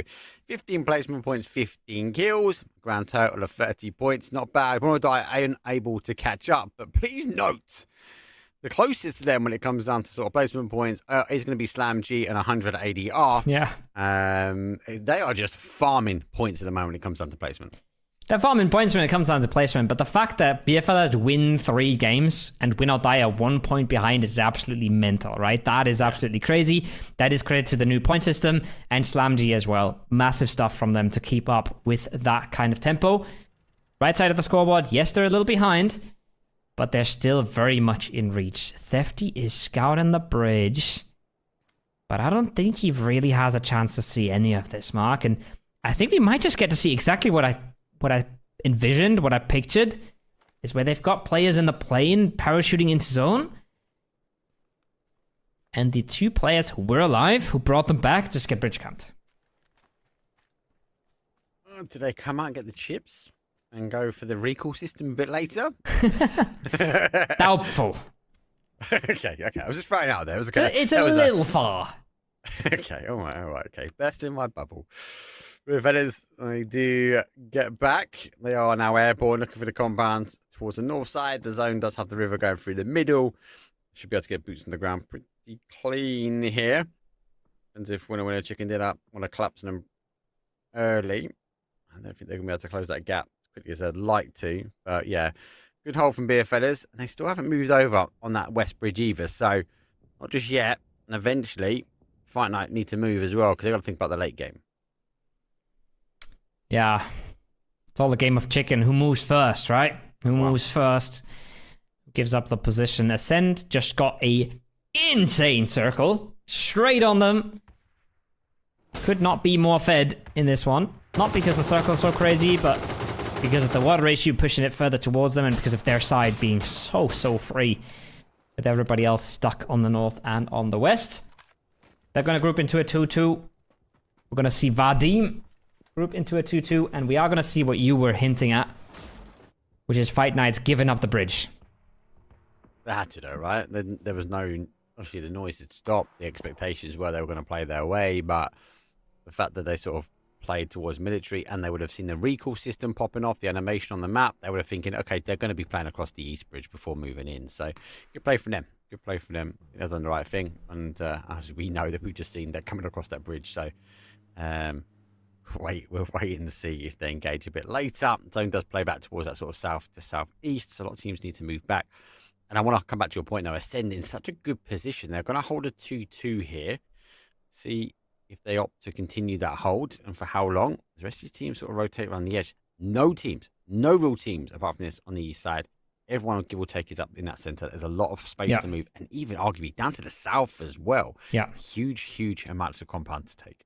Winner Die just took the ferry because they didn't want to get bridge camped, and they're arriving just in time for the circle anyways. I have a personal request for our observer here. I want to see what is Belief doing in the north side of the map here next to Severny. Why are they 4-man in one warehouse? What are they? Who are they camping? What are they camping? Hopes and dreams. Hopes and Oh, dreams. there's a UAS!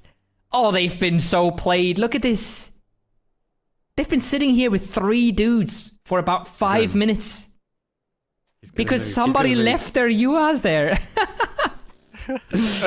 Oh, boys, you've been played by I don't know who, but you've absolutely... Bad rotation. Bad rotation I left here. Oh, yeah. I'm crashing in. Quick, give me back up. He's one shot. They now have found out there's no one in the compound, so now they can get moving. They can get the recall chip, I think. They're probably going to get the chip. That was probably their teammate's body, right? And they get the chip now, I think. I wonder if bad rotation have the chip, though.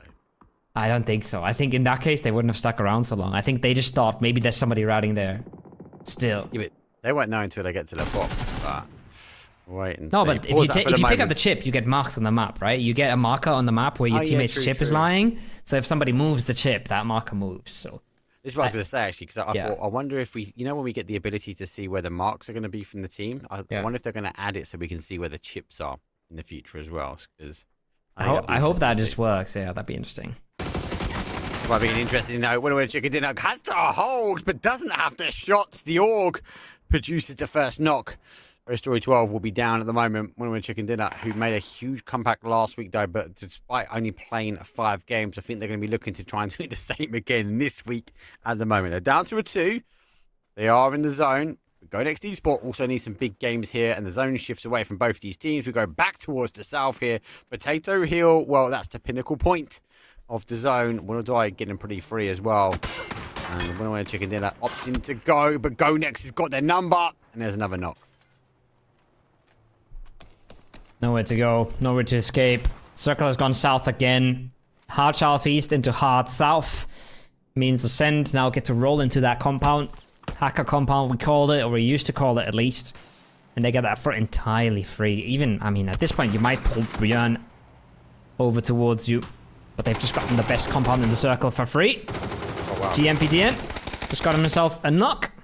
And he's looking to make that more. He's got to get a first aid off. No time. Go Next, clean up again. They're redeeming themselves game after game. They're looking more solid than they did on the Tego. Love to see it. Fight Night have taken to the flats, because that's where the final battle might unfold, according to them. Ascend, you do collapse that 2-2 split. They move further in towards zone, and arguably again to a free compound. No one's taking this already. I think a lot of people are still on that sort of west side. Northeast completely free. Björn will be there. He pulls up, he cruises. He's not going to get involved in the Slam G shots towards Arctic, though, as they are stretching themselves out from Potato Hill. Arctic's finding the information, now moving back.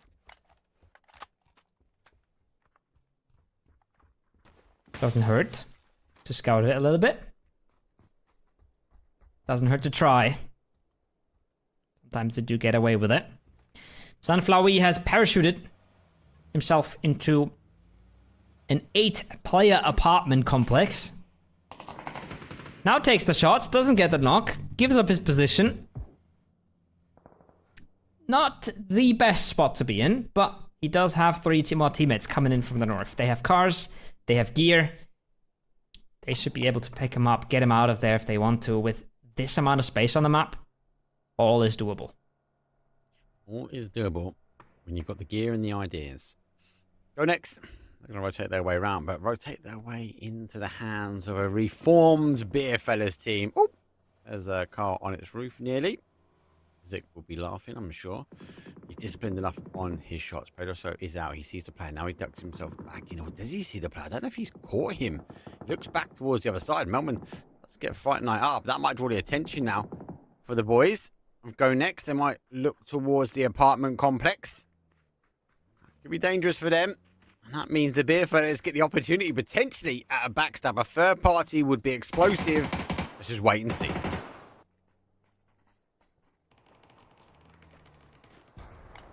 Humming against himself. The molly confirm.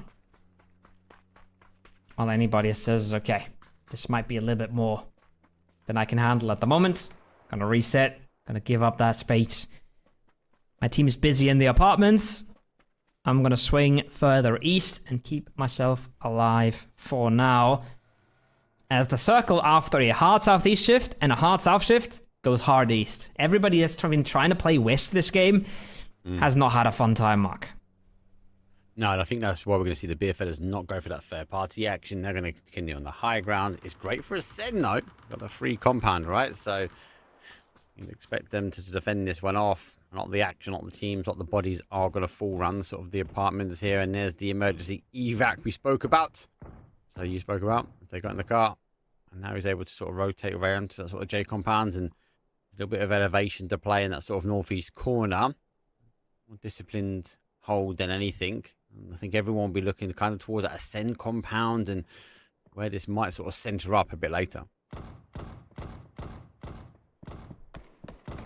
Gotta move out of the apps first, right? That's before you can make anything work. Go next is still walking up as well. You see that on the maps right there. They're walking up onto any bodies in team. But they have now been spotted. They have now taken damage. That's the fight that's gonna evolve in the forest. As Matt, Nictive, and Melman still just hanging around, trying to close out the apartments. I didn't know. That's such a big spot, right? Yeah. And there's gaps, isn't there, in the trees where they can kind of help each other, but they're very limited. And they've also got to deal with Fright Night in the compound as well. Great nades. Force paid. Go back. Find some new cover, and obviously the smokes will provide the cover. Addictive does get the knock, but unfortunately for him, he does go down. The Slim Shady, the real Slim Shady, he stands up, and the nades, well, they fall forwards. That's huge, though. He does get it as well. Go next. Surviving. And he needs to try and get this knocked over. Has to dart back towards the smoke. Big moves from Go Next. Again, they're looking more and more consistent here, getting away with murder in that fight.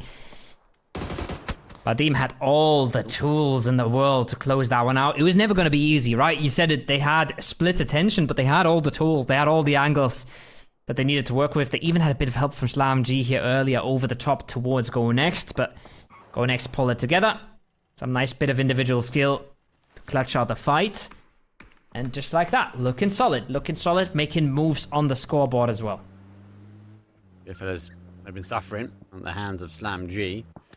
And trying to run the gauntlet across the top side. Ascend now putting points on the board as well from the safety of their compound. Knock and a half. There's a huge knock as well as distance. Yeah. 100 ER. That's on the outside edge. There we go. He does go back towards Ascend. Great molly. It's going to spread, and that should be confirmation though. On bad rotations, so we don't want them for them to fall. They're on a big split as well, holding out a lot of ground. So huge splits here in the final game. A lot of teams doing it. They've been exposed. They've been punished. This one's particularly interesting to me because they've just suffered a knock and they had to put the knocked player in the car to get the res. And then they put themselves in another position that's super contested and really rough to hold. So, extremely aggressive macro gameplay there from the squad. And it doesn't pay off at all. Immediately punished. Win or Die, on the other hand, they've been rather quiet the entire game. They came in super late. They came in quiet from the south. They're now trying to make things work. Artix wants to say no. But his teammate Lurix has been caught outside of the zone, which will be moving in a few seconds. So time is ticking for SlamG. So who's going to be making the call? They fall. So someone else round for this one. Be cautious. Ascend. I could do with a big win here. You want a good compound to do it. A lot of teams having to work their way down on the south side though. One guy scores a 3. Doesn't matter though, it might be 3. 2 tires down here for Lash, but he's still pushing on forward though. Fight Night is out. With a confirmation. Able to crawl away just in time. Well, maybe. Second leg comes in. Able to get the damage either. Gonna get stuck in here. Gonna put whatever they have into this fight. Hope to make it work. As Halamaibad is taking a 1v2 on the other side of the map almost. Walking up to the compound, walking up to bad rotation. And he's getting his there, I think. That second nade might just do the trick. Yeah, he might just close this one out as well. While his teammates are pulling off a so far successful 2v4 against SlamG nonetheless. Like he's sort of throwing double blue zone. It's going to provide some Oh, cover. the util is so good. Block the line of sight as well. So head of my bad. Working his way in 3 kills now. Used the blue zone as a smoke. He lives. Now he finds himself and he lives as well. No Long way. distance shot comes in as well, goes down. Levante, well, he gets Artix down. Doesn't matter where Wood or Die on the map here, Koho. They are getting knocks and now they're starting to get the kills. Finally. Finally, somebody stops them in their track. It had to be Boostic. It had to be the raid boss himself to put a stop to Levante. Leosh to his own devices now. A blue flank from Magore. What a play. Huge flank. What a play. That's going to work. That's going to be 2 angles. The smoke makes it hard for Boostic to do anything about this. The first aid does come off for now. Leosh can now try. Leosh can now try to use all of his util either on the Nox or on Magora. He can try and make this hard. He can count on the assistance of Follow My Bad in a few seconds. I say that. Maybe ADR does not allow. I actually thought he was going to launch the blue zones towards those knocks, but yeah, he went on the outside edge here. Magore's still going to live. Here comes the Doritos. Feels more of a tank trap now in this sort of southwest corner. And my bad getting a free run under the line of sight, under the hill of 100 ADR. He's going to join back up. He's going to be one of the first of his team to get himself in towards this late game. Ascend store locked down. Still got the compound, still their game in my eyes to lose at the moment though. Go next. Sweep on in. They sweep in for the third party and Artix gets kill confirmed and Will or Die. They're going to be happy reading that kill feed because they know there's someone else taking this fight. I don't want to turn attention away from this fight because Hello My Bad has done amazing work and Win or Die has done amazing work here on the southern side, but Ascend is down to 3 mark. Björnta has gotten himself flushed in the compound. That is a massive misstep. That can never happen.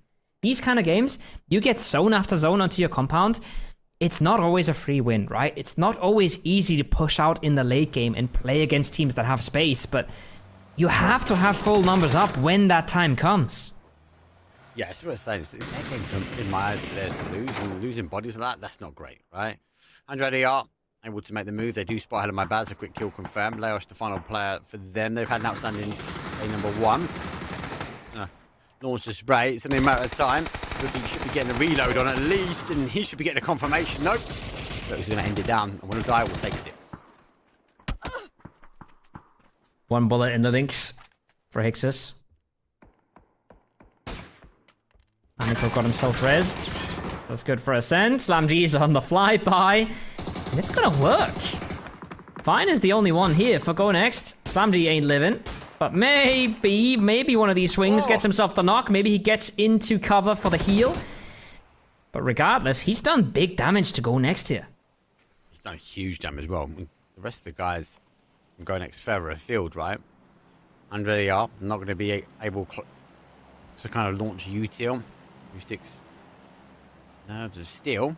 Down to a one shot. Still got the knock. Now they're able to kind of exchange reses here. Ascend looking on. Not many more opportunities for them to get any kills just at the moment. Stick, well, he's able to get some more util in his back pocket. The rest of the teams are going to move their way. And 5 teams remain. 15 bodies up. One more team will fall and we will enter into the placement zones. That's where it's going to matter. Will it go towards Ascend? Yes, it does. Who's going to crash in and where? It's going to be explosive. I can't see this one running much more because with phase 7, it's going to force a lot of early action. We're going to see ADR try and sweep Slam G, but they are against a boost stick. That's never a good prospect. They have the util though. They have the angles. They have the numbers. There's a counter nade coming out. Hicks is immediately caught. Mogora finds a second. And just like that, we're down to a 1v2 now. Mogora with a folded, able to dodge all the util. Gives himself the time.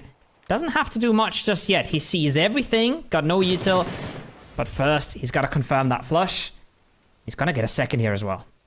I love that he pushed forward, right? They kind of had the number where Boostic was, but he pushed underneath the nades into an area, deployed the shield, really good place for them. Now they put the deployable shields of these Dorito covers for him. I think he'll be looking at actually, he can use them to block the shots. Can he isolate?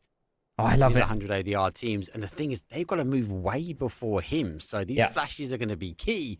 He just needs to stay disciplined and pick the right fight at the right time. They both activate, though. No vest here from Wookie Wookie, though. Mogor, store discipline, store waiting, store watching. Now they're going to try and get rid of the shield, though. But how much longer until we activate? Oh, he jumps so clean. out, but no, it's good. Well played for 100 ADR, but very well played from Slam G as well. Well played from Slam G, well played from ADR, and well played by the Observer to show us the util there immediately. They had one flash to work with, and that one flash immediately won them the fight. Beautiful stuff from ADR. Killy is now putting matters into his own hands for Ascend. He wants to clean up the leaf before they even do anything. Steps up. King of the hill, high ground, 3 gear, cleans them all up. And just like that, down to a 3v3, v2. Go Next, not able to make a move. Lost their play on the hill early as well, Mark. That's gonna hurt. But I see a vehicle, and I see a C4, and I'm scared for Neeks. We'll have to wait and see where it goes. 100 ADR are going to be able to take the high ground, though. They fought hard for it. Go Next, obviously, going to know they're going to be up there as well. Send really no illusion that's where the third and final team is. So they are on looking towards kind of Go Next. I think they will be expecting, as you can hear the beeps. And they will be working its rotation in. Kitty Kai just sits on the outside, right? So they're going to be waiting for those sound cues. If you hear the car move in, expect the C4 and Ascend pushing out slightly of the compound. Kitty Kai, I think, is the one that's in that position that can make a huge difference, especially if they do a sort of a C4 send. I like that they reconsidered, though. I like that they reconsidered and waited until ADR has to make a move. I'm just not sure if they're going to be able to get the momentum on the vehicle, Mark. The zone is going to close in, right? They're going to be in. But they're going to be very close to the ridge, and they're going to be very slow once they come over that ridge. So it could be a very easy pick for Neeks. And if he's smart enough to get used to this new meta where you get cars rolling at you, you run away, he could get the pick and fall off and not actually get caught by the C4. So if they wait until the circle closes, they have a chance that ADR is already eliminated. They have a chance that ADR has already made a move. But I think their C4 prospects are considerably worse. Also, I think the only play they've got, right, if they want to use the C4, is how many smokes they've got. Because you're right, they're not going to be able to get the momentum on the car. So Go Next are going to have to kind of put out a smoke wall towards the compound to stand any kind of chance to sort of move in. The fact they've got 10 kills, that's a huge game for them already. I love that Kitty Guy's trying to pushing out on the compounds. Here comes our move. It hasn't got the C4 in it. Not to make the more aggressive stance. They know they're in zone. I think they're trying to force 100 ADRs play. Maybe, I think they're hoping, waiting for Ascend maybe to pick one of them up. But that's a huge nade comes in. That does major amounts of damage. And the car's going to go as well. Payne has to back away from this one. Good play from Ascend. They still hold. They hold, and that's their job for now. And Go Next as well. They can just hold. ADR has so much less space than anybody else involved. 3 nades for Lutig, but they're hugging trees, and that's all they get. That's all they'll have for the rest of the game. A few smokes, a couple of trees. Neeks doesn't want to overstep, doesn't even want to take a left peek here, to be honest. Wouldn't want to expose yourself, but he gets the right time in here. Doesn't quite connect the shots, but it's still enough considering Go Next has the other angle. Acalypto picks them both up, and just like that, we're down to a 3v3. Ascend has the compound. They've got a bit of util left. I'm not sure how much, but they gotta hold. Thing is, Go Next are in the pocket. Ascend need to capitalize on this. Now we see Neeks moving out. Good play from him. They've got to try and control. They've got to try and contain here. And Echo gets the first knock, though. Now 3 versus 2. The 3 best, though. Moves forward, but he steps on a huge shot, though. Comes in from Blade. They might be in the pocket, but they're fighting their way out. Well done. Neek's not aware of the angles that are possible. Not aware that they can be so close. Keely has got to be careful. But if Pydaros goes for another one of these jump shots, there is a chance that Aniko just takes his helmet clean off. He's got the high ground. They know about this, though. They know that he's up there. He's gotten the knock from there. He's been a pain for them from this position. Keely can now get close. He wants to get the jump shots himself. Falls back. The damage is done, though. And he can see everything. He can fly here. He's the flying Scotsman with the AUG over the top. Finds another. No problem at all. Dancing, jumping. Easy cleanup for Ascend. Talk about rise up Ascend. You guys are jumping around, getting some kills, but the game goes towards Go Next. They've got the huge amounts of kills. The steals at the end for 180 are massive, but it was good to see Ascend, even with the 3-man tryout roster in line for taking on the spots. They held the compound. They held it well. Yes, they did lose a body, but they found themselves in arguably a winning position, and they did convert at the end.